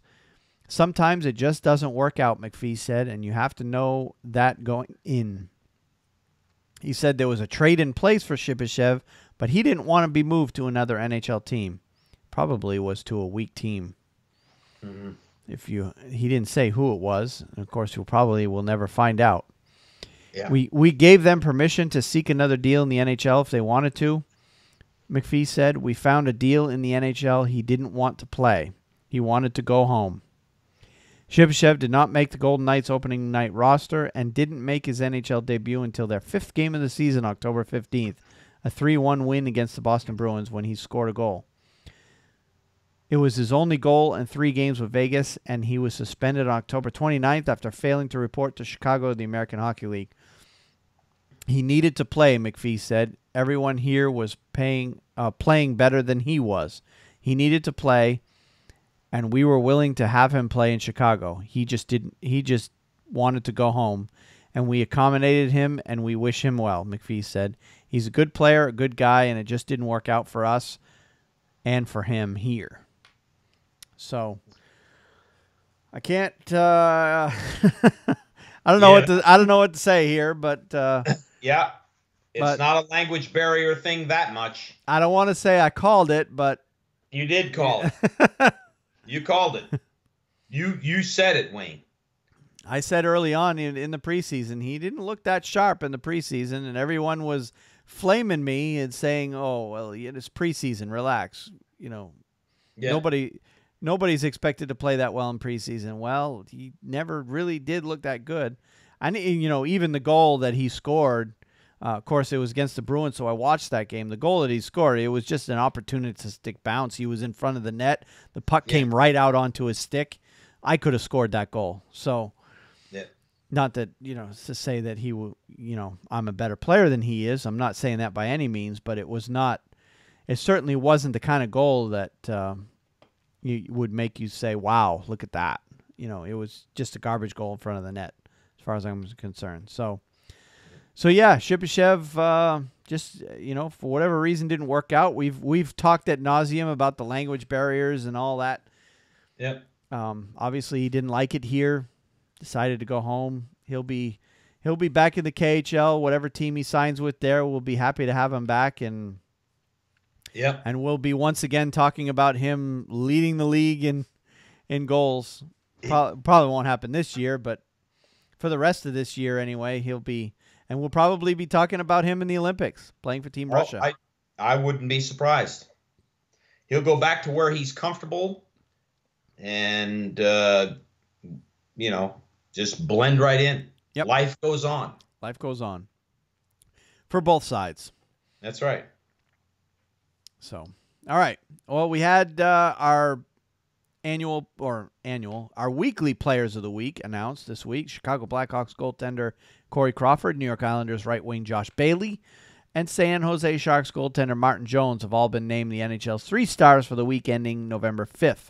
Crawford went 2-1 with a 0.68 goals against average, .979 save percentage, and 2 shutouts to lead the Blackhawks to a pair of wins. Bailey collected a league-leading 7 assists in 3 games to guide the Islanders to a 2-1 week.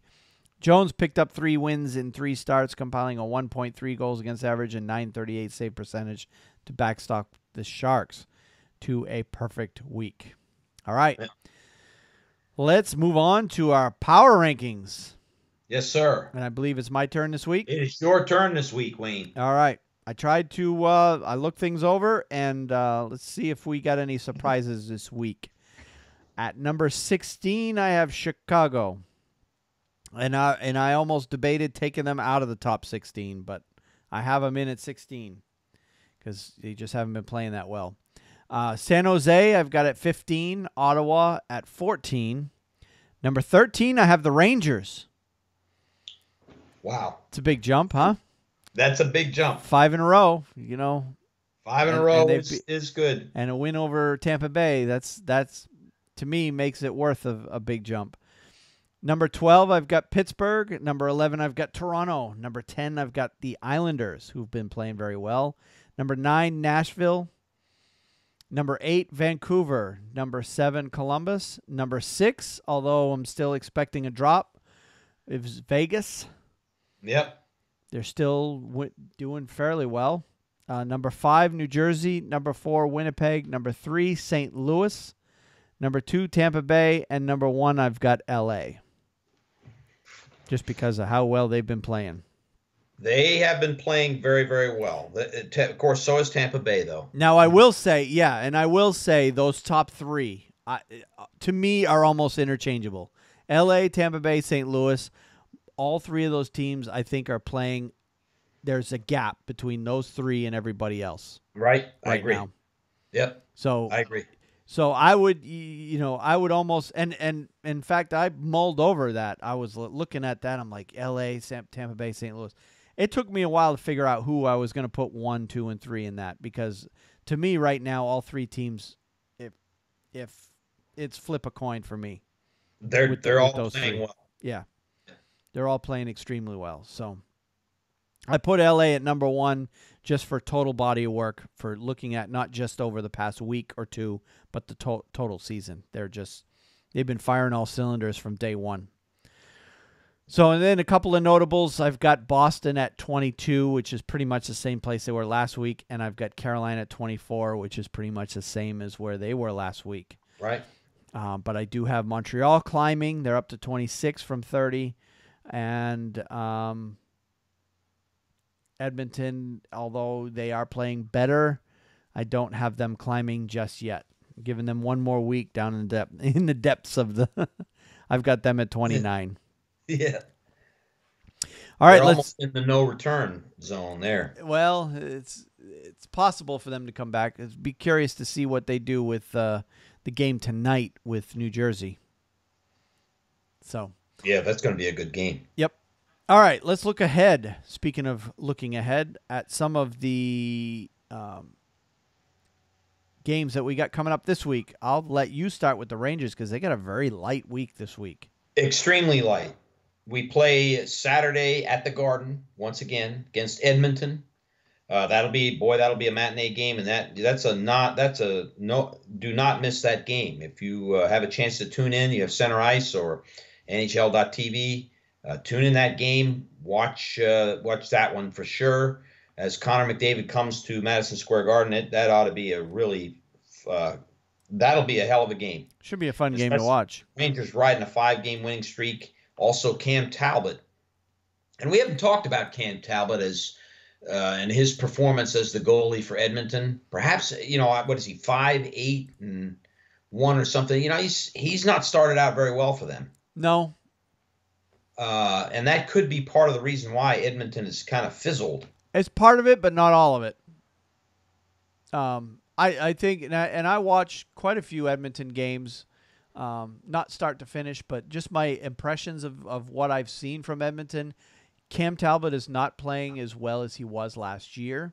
Right. Although he's not playing horrible. He's having his moments. Right. Another part of the problem with Edmonton is they're not showing that team speed that they had last year overall. Right. So they're a slower team. They're not showing the explosiveness that they had last year. Right. That's another part of it. And their defensemen are not playing as well as they had been in the past. So there's a lot of little issues going on with Edmonton, but it's not unsalvageable. They can definitely come out of it if they have to. Right. I hear you. And they certainly have to because there's high expectations on that team this year. The only other game, Wayne, with the Rangers, they're playing a second consecutive Wednesday night rivalry against Chicago in the United Center next Wednesday night. So that'll close out a 2-game week. They really need it, in my opinion. They played a lot of games, and fatigue can set in. So for them to get a few days off here and then in between the Chicago game is probably welcome relief for a lot of those players. There's only 2 games, but man, they're good ones. Edmonton and Chicago. Yep. They're both must-watches if you're a Ranger fan. All right. Let's see. Carolina's got 3 games this week. They're at Columbus on the 10th. And then they're at home against Chicago on the 11th. So that's a back-to-back there. And then they're at home against Dallas on the 13th. Mm-hmm. 3 tough opponents again this week for Carolina. They're getting a lot of their hard opponents out of the way the early part of the season. That's true. But difficult games. Yep. But good test for Carolina. I mean, they've got to learn to beat those teams if they want to consider themselves among those teams. That's true. So, good test for them. I don't think you're going to get much out of them, although I went to – you weren't with me that night. I went to a Chicago-Carolina game in recent years, and I expected Chicago to walk all over Carolina, and Carolina ended up with a 5-0 win that night. So, wow. Stranger things have happened. Yep. When you talk about hockey, anything can happen. That's for sure. That's true. For the strangest of reasons. Yep. Yeah, nobody was expecting because Chicago was playing on all cylinders at that point in time, and Carolina was really struggling. And Carolina came out, and it's like Chicago just didn't bother to show up for the game. I mean, they had all their guys too. Kane played, Taves played, Corey Crawford was in net. I mean, you name it, they had all their guns. Duncan Keith, they were all there. Wow. But they just completely laid an egg. Carolina won that game 5-0. So stranger things have happened, but I think, though, Carolina's got to find a way to get 4 points out of these 3 games at minimum. Yep. If they're going to have to start each week They got 4 games. They're going to have to get 6 points. 3 games, they got to get 4 points. That's how it's starting to get for them. Yep. Yeah, even if it's 1 win and 2 overtime losses, they got to find a way to get 4 points out of these 3 games. Yep. That's how they're going to climb back in.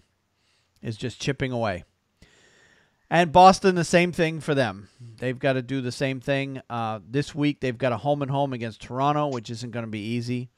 And then they've got the first game in their California road trip, which that road trip scares the bejesus out of me every year. Yeah. That West Coast, California, Anaheim, San Jose, LA road swing.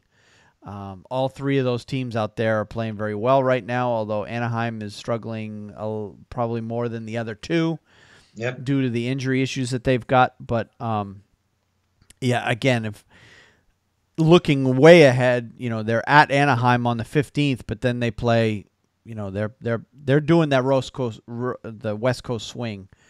So we'll into the following week. So that there is, and then they've got the 2 games against Toronto leading into that. So it's going to be a tough, probably 5 to 6 games for the Bruins here in the next week to week and a half. So they've got to find a way to get some points until they get their players back. All right.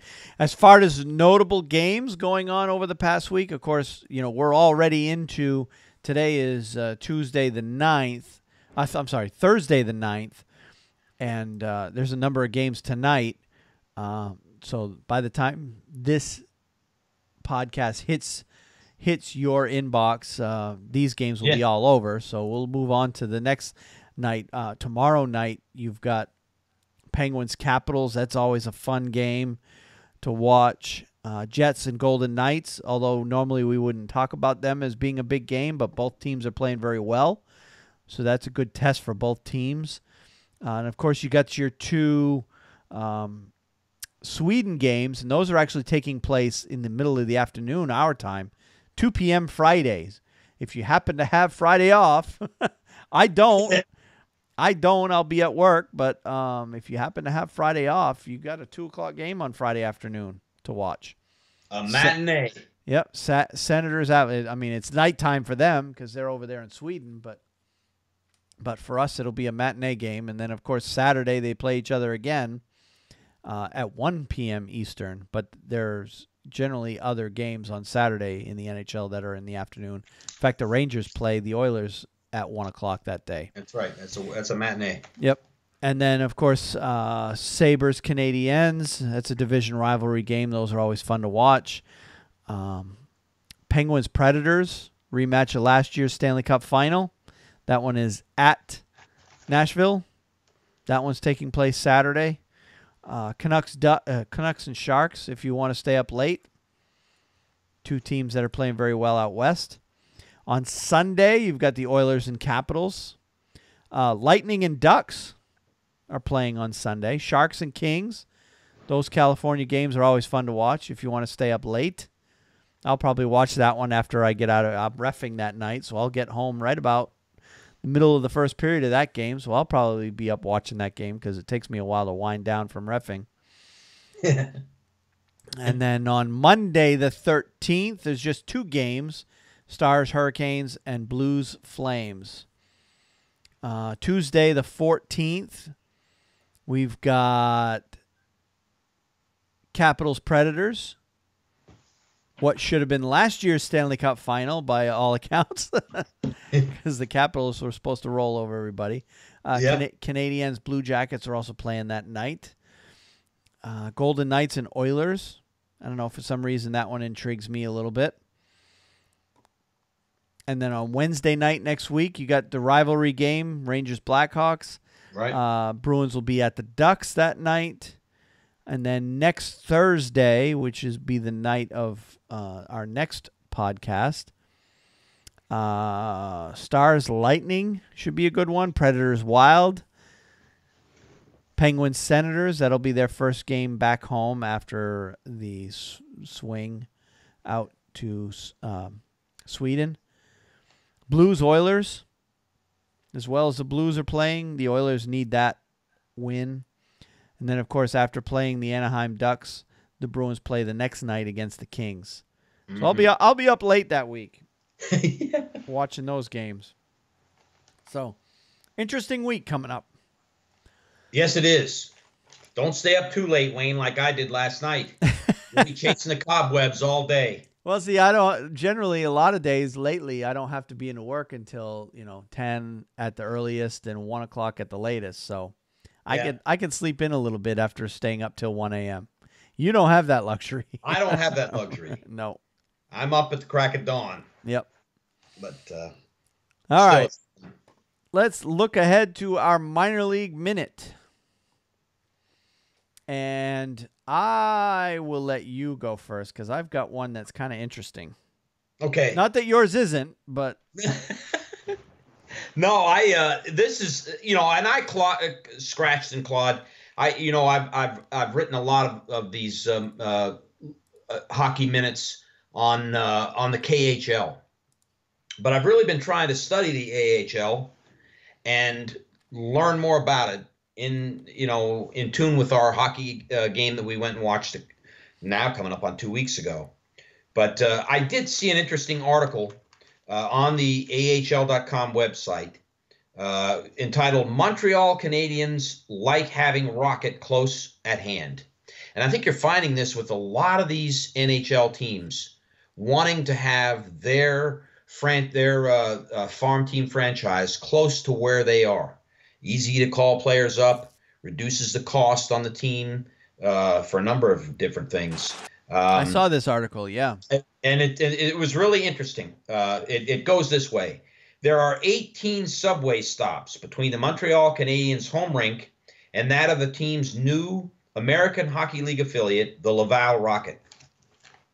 Not that players are big users of public transit, but having their top farm club close at hand appears to be popular with the Canadiens brass, their top farm hands, and the fans.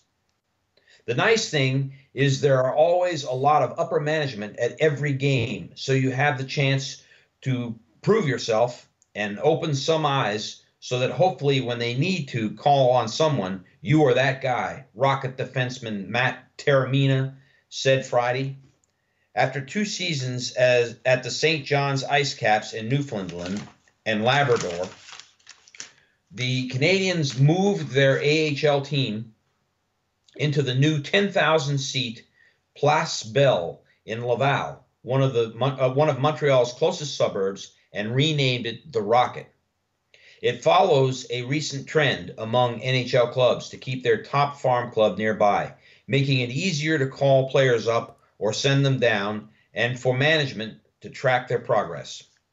The Toronto Maple Leafs, Winnipeg Jets, and San Jose Sharks are among other teams to have their AHL affiliate in the same city. Attendance averaged 6,481 through Laval's first 6 games, although after a sellout for the inaugural game on October 6th, it looks to be settling in at just under 6,000, which is above average for the AHL. That's not bad. No, that's not bad at all. And I think about 6,000 the other night at the Charlotte Coliseum would have really filled that place up pretty good, which they seat about close to 10,000 there, don't they, Wayne? Yeah, it's just over 10,000 at that rink. And I say the Charlotte Coliseum, it's the Bojangles Coliseum. Yeah. Anyways, the Canadiens had their affiliate Hamilton until 2015, when they moved to St. John's while waiting on Place Belle to be completed. Forward Chris Terry, who played in St. John's last season, liked both cities. The fans are great here, and they were great in St. John's, Terry said. Obviously, the distance compared to the big club is a big thing. It's a 30-minute drive as opposed to a 3-hour flight. But from a hockey standpoint, we are still playing hockey. It's just a new venue, new fans, and a new experience. Rocket coach Sylvain Lefebvre had coached the squad since 2012 in Hamilton. They missed the playoffs 4 straight years before finally getting in last season when they were ousted in the first round. To ensure the club succeeds in Laval, they loaded up on veterans. We have a lot of depth this year. Older guys with older guys with a lot of valuable experience, said Terry. And even the guys who are second or third year have one more year of experience. Last year, we had a great team. We got into the playoffs with a good run and gave Syracuse everything they had. And by the way, the Syracuse Crunch finished in that they made it all the way to the AHL, the Calder Cup finals, but they lost the finals to I believe it was the Grand Rapids Griffins won it last year. Back to the story. On Friday, they finally named their first captain, veteran center Brian Froese.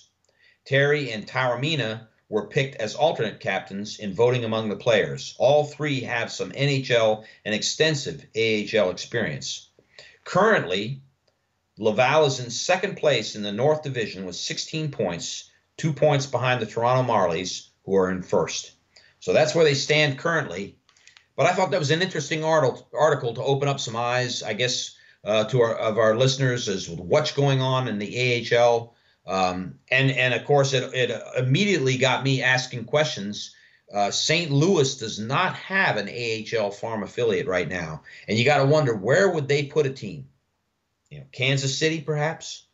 They could even put a minor league team right there, close to, if not in St. Louis. Yeah, like the article says, the trend lately with the AHL is to try to put NHL teams are trying to put their farm teams close to the parent club. So for obvious reasons, it makes sense. I mean, I wondered as a kid why do this NHL team have their farm team across the country when there's constantly players going to and from, particularly this day and age with as many players getting hurt, injured day to day. In the salary cap era, you can't be carrying, all these extra players. Right. So yeah, having your farm team close is definitely a must, and the Bruins have basically always done that with their farm team. They had obviously the Providence Bruins, which is maybe a 90-minute drive from Boston, and before that they had the Maine Mariners. That's right. Who are really only a 2-hour drive from Boston, so it's advantageous to have your farm team that close because it allows that movement to and from a lot easier. That's right. And the example here, of course, is Charlotte Checkers being the farm team for the Carolina Hurricanes. It's about a 2.5 hour drive between the two arenas. So.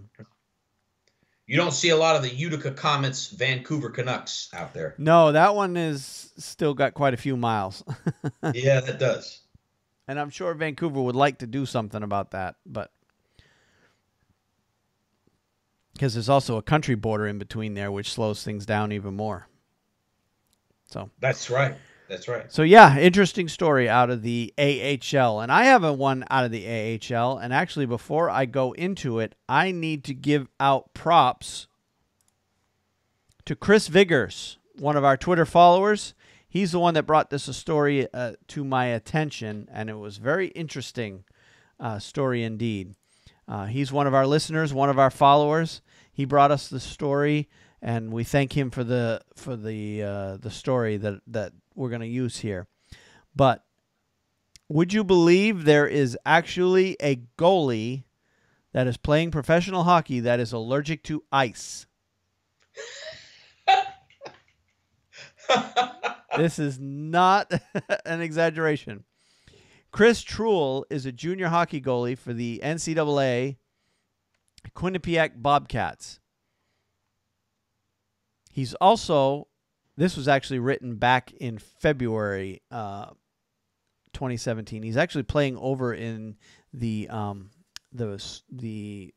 EIHL, the British Elite Hockey League now. But at the time this article was written, he was playing for Quinnipiac. Greg Wyshynski, guy who we know from his podcast. He does a podcast as well. He's a hockey writer. He wrote the article back in February. But anyway, Chris Truel is a junior hockey goalie for the NCAA Quinnipiac Bobcats. He's now playing over in Britain in the EIHL. He's also that person who's allergic to cats but becomes a veterinarian, or that person who's allergic to nuts who works on the assembly line for Skippy. Truhl is an ice hockey player who's allergic to ice and significantly cold temperatures, which would, in theory, make playing hockey a rather arduous task. I know there's absolutely no shortage of irony there, he told Quinnipiac Now. Truhl has cold urticaria, which are hives that develop from exposure to the cold. It first showed up in 2013 when he was playing hockey with the U.S. Air Force, red welts on his skin growing intensely more painful. His coaches thought it could have been from an insect bite. It turned out it was due to the very surface he was playing on. Unfortunately, the condition spelled the end of his military career. He eventually ended up at Quinnipiac, where he's been on a goalie rotation with Andrew Shortridge. His condition can be muted with proper attention. Truhl will change his thermal undershirts during the game. He's constantly stretching during the game, as inactivity can trigger the skin the malady.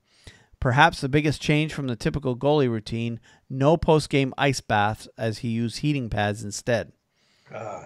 According to Inverse, a science site, there's a lot of doctors who don't know about cold urticarial.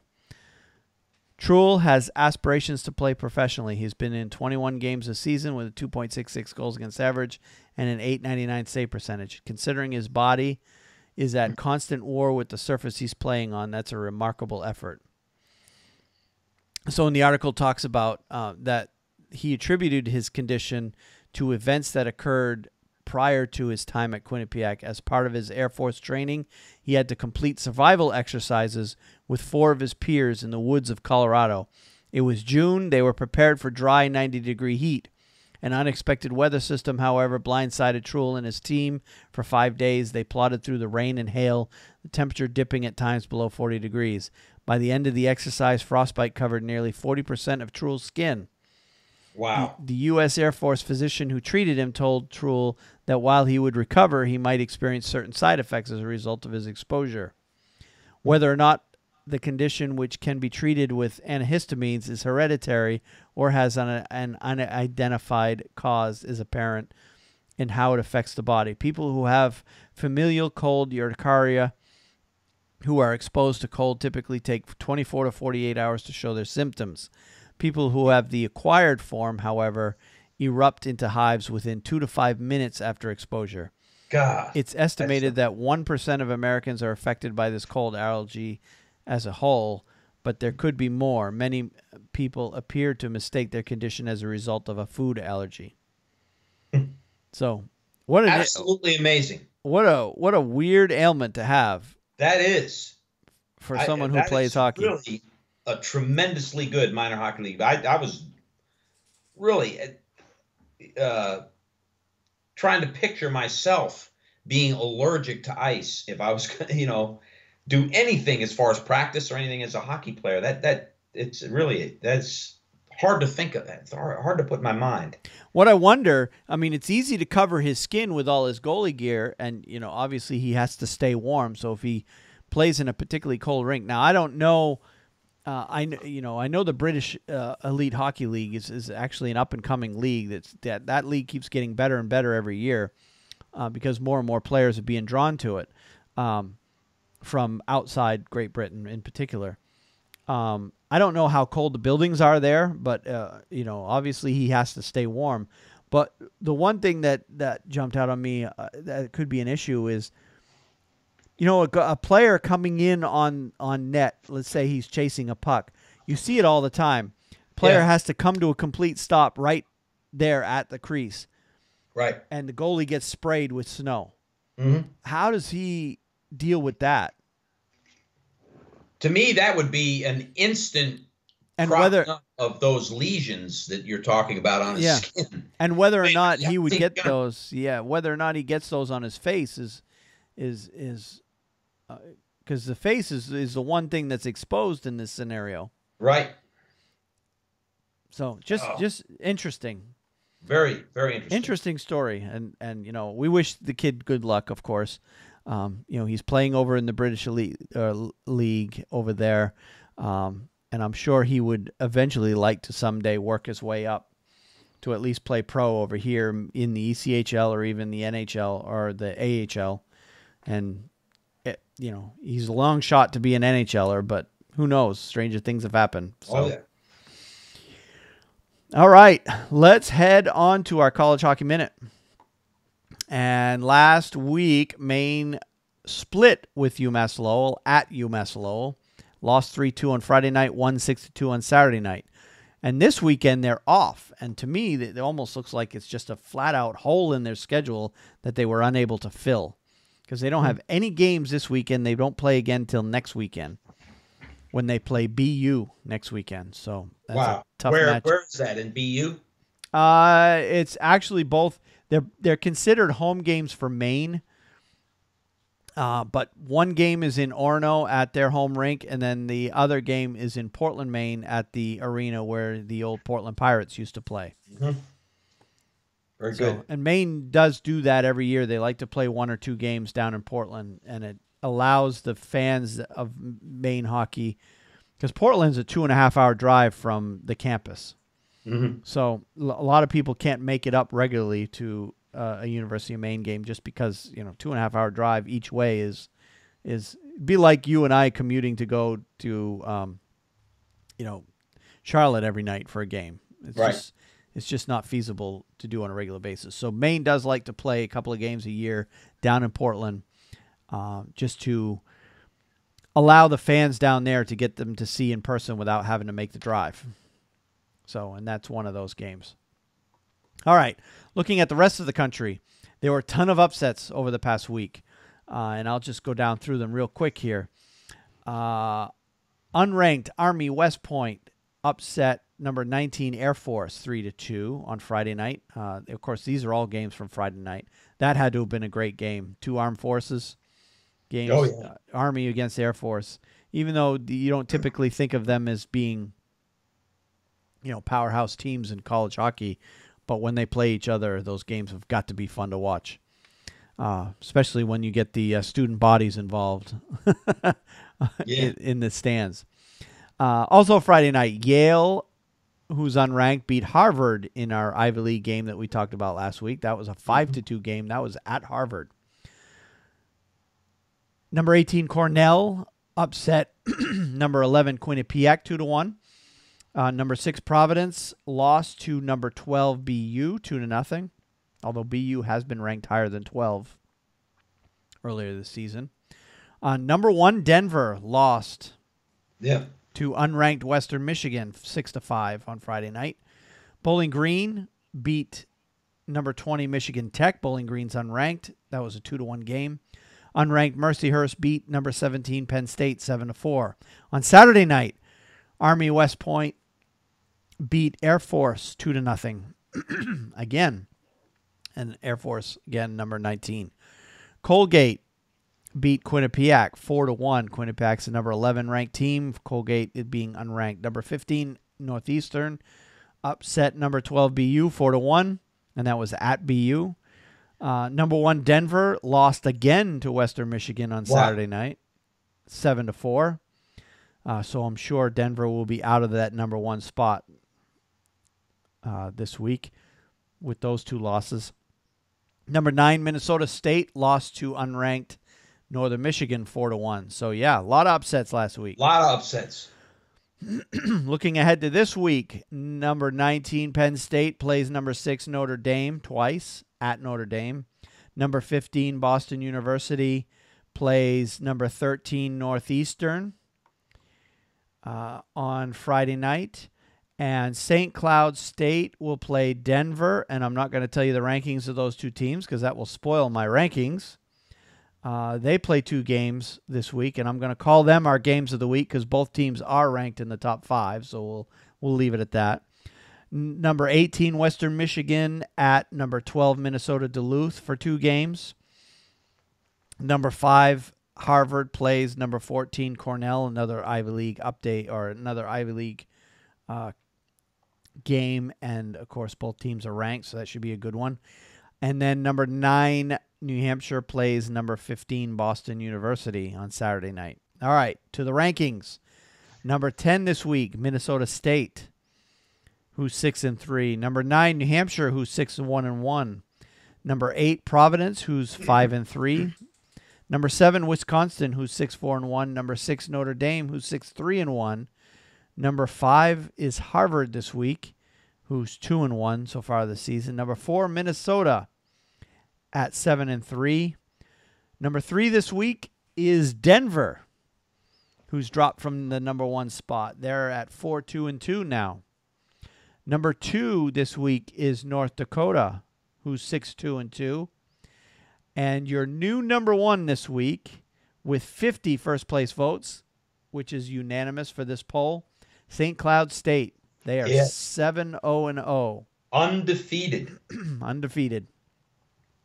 Or you could do it like Michael Buffer. You could say, undisputed, undefeated. You could go on and on about it. Yep. Well, they're firing on all cylinders. They haven't lost a game yet, so they deserve. They're the only team.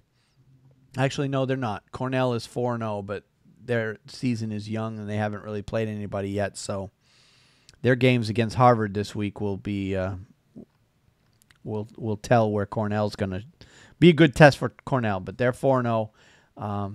St. Cloud is 7-0. Everybody else has at least one loss. So, all right, that leaves us our picks of the week. Picks of the week for the week, Wayne. And I'll let you start. I'm gonna start because I think yours is gonna close out the show better than mine will. Mine is actually, I don't know, a pseudo prank. Is it the truth? Is it a prank? It's probably a mixture of both.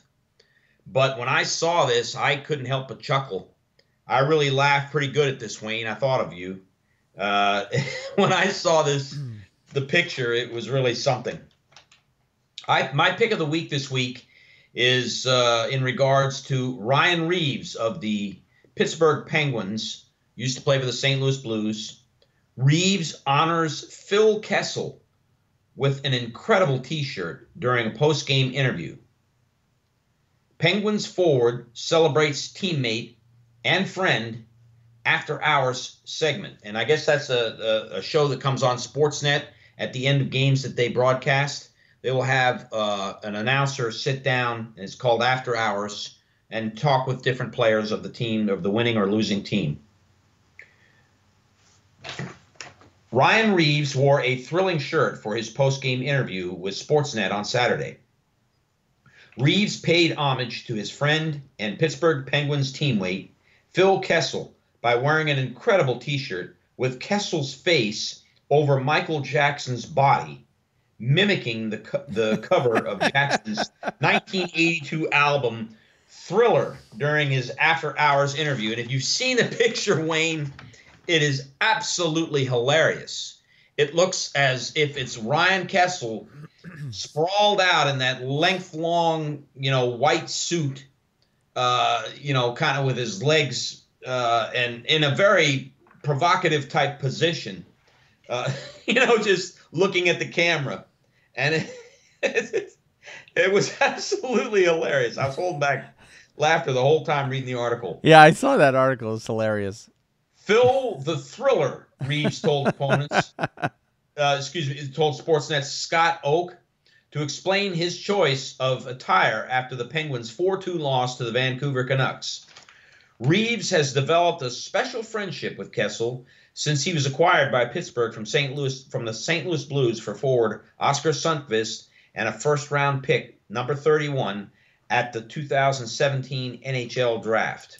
Reeves dominated Kessel in one-on-one basketball, then scared the bejesus out of him just last week. Reeves revealed that Kessel wasn't his intended target, but that his plan shifted after learning that Kessel doesn't like pranks. Phil, right before that, told me he hates getting scared. He also hates scary movies, Reeves said. So obviously I switched the target to him. Of course. Typical hockey player fashion. Then Reeves uttered the line that will endear him with hockey fans everywhere. Who doesn't love Phil, he said. And isn't that the truth? The hilarious thing is just seeing him being interviewed on the set of Hockey Night in Canada, and he's wearing a T-shirt, and it's got, you know, the album cover of Michael Jackson's Thriller is an iconic. I mean, anybody who's over the age of basically 15 has seen that cover before. You know, Michael Jackson laying in his white suit. You know. Yeah, with the hair all gel. With the hair all gel. Yeah. You know, that iconic Thriller album. They take that album and put Phil Kessel's face on covering Michael Jackson. See the rest of Michael, you know, in that sexy pose, right? See Phil Kessel. Freaking hilarious. I'm telling you, Wayne, when I saw it, I nearly spilled coffee or water or whatever I was drinking all over the place.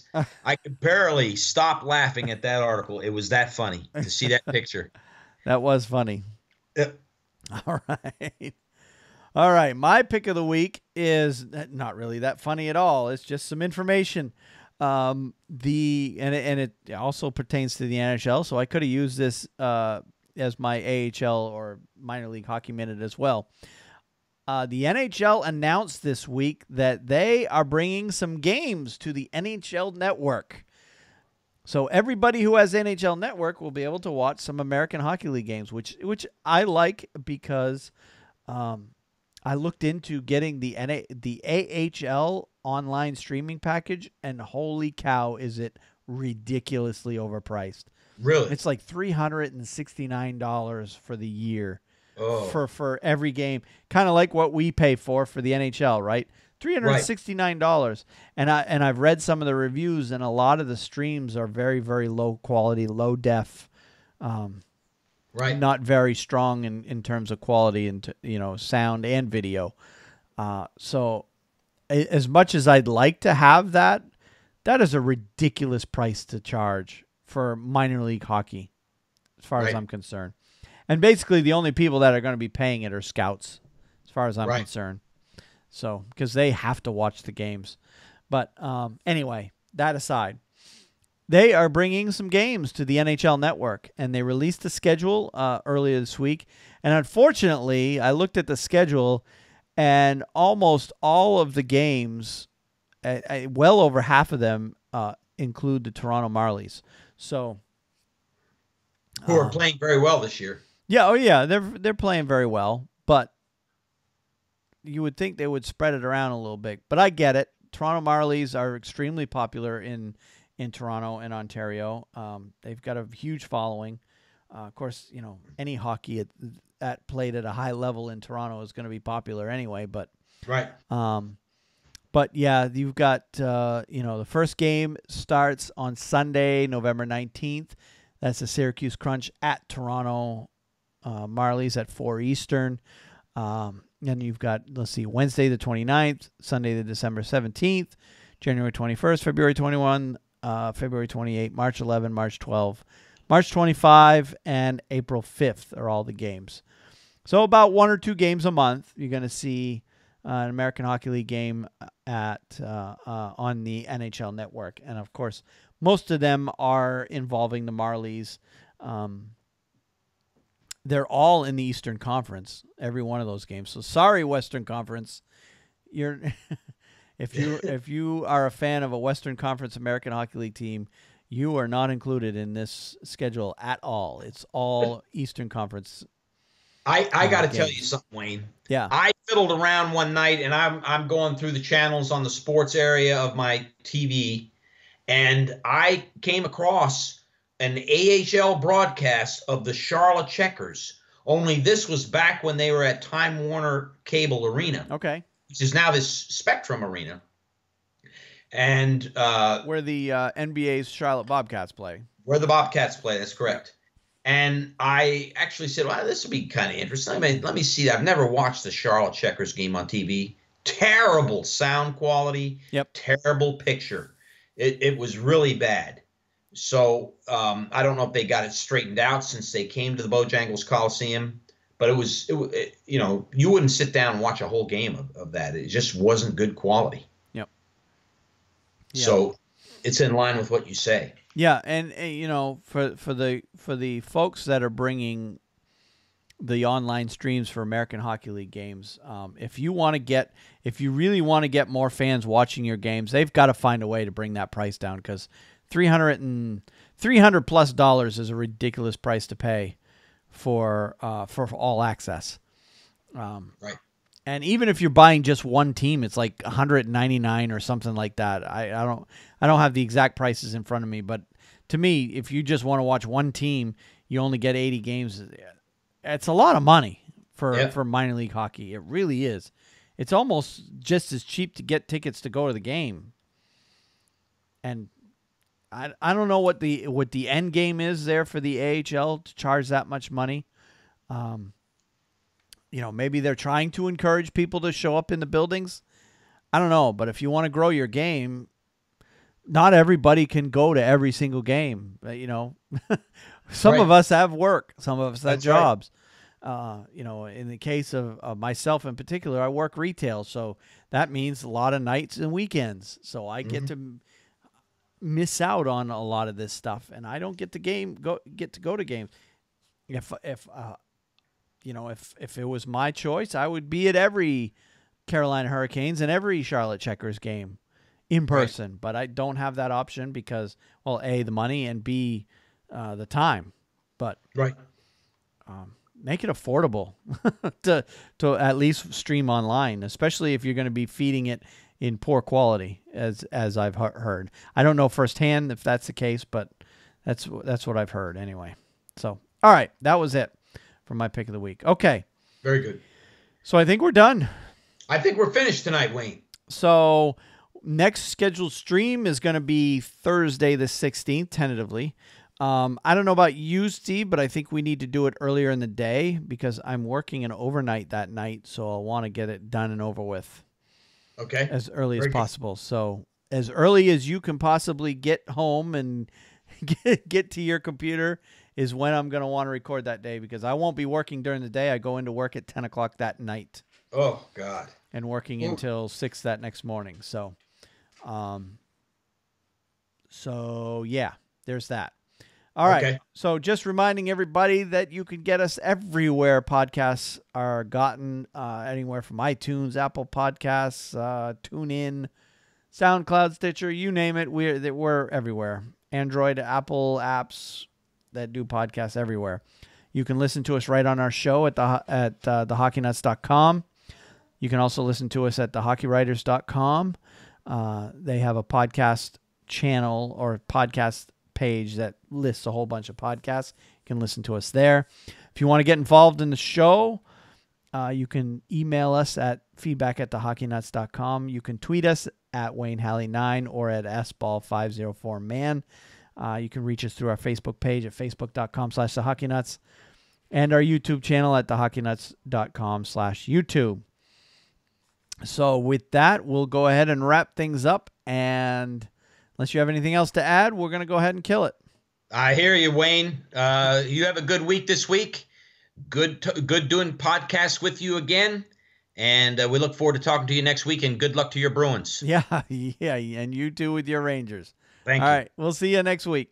Good night, Wayne. All right. Cool. Let me tell you what, I'm like barely able to keep my eyes open, man. I know. I stayed up way too late, and then my wife and I talked about the game after it. I mean, it was, I'm sure it was stretching 12 o'clock, and I had to get up at, I was up at 3:45 this morning. Yeah, and I was still working on my podcast show notes, so I didn't get to bed probably. Oh, it was after the Kings game. It was whenever the last game ended last night. Well, that's 1 o'clock in the morning. It was sometime after that I went to bed, and I had to be at work at 8 this morning. So yeah, I hear you. I'm a little short on sleep as well. I'm barely making it. So rather than prolong this, Wayne, I'm gonna bid you adieu. Sounds and good. and head off into the sunset. I'm probably gonna hit the sack here pretty soon because I got to be up again early tomorrow morning. Yeah. But Well, I get to sleep in tomorrow, so I'm good. I hear you. All right. Get a Sounds good good. sleep. Yeah, it was good talking to you, and we'll be in touch. We'll be in touch like we always are. Will do.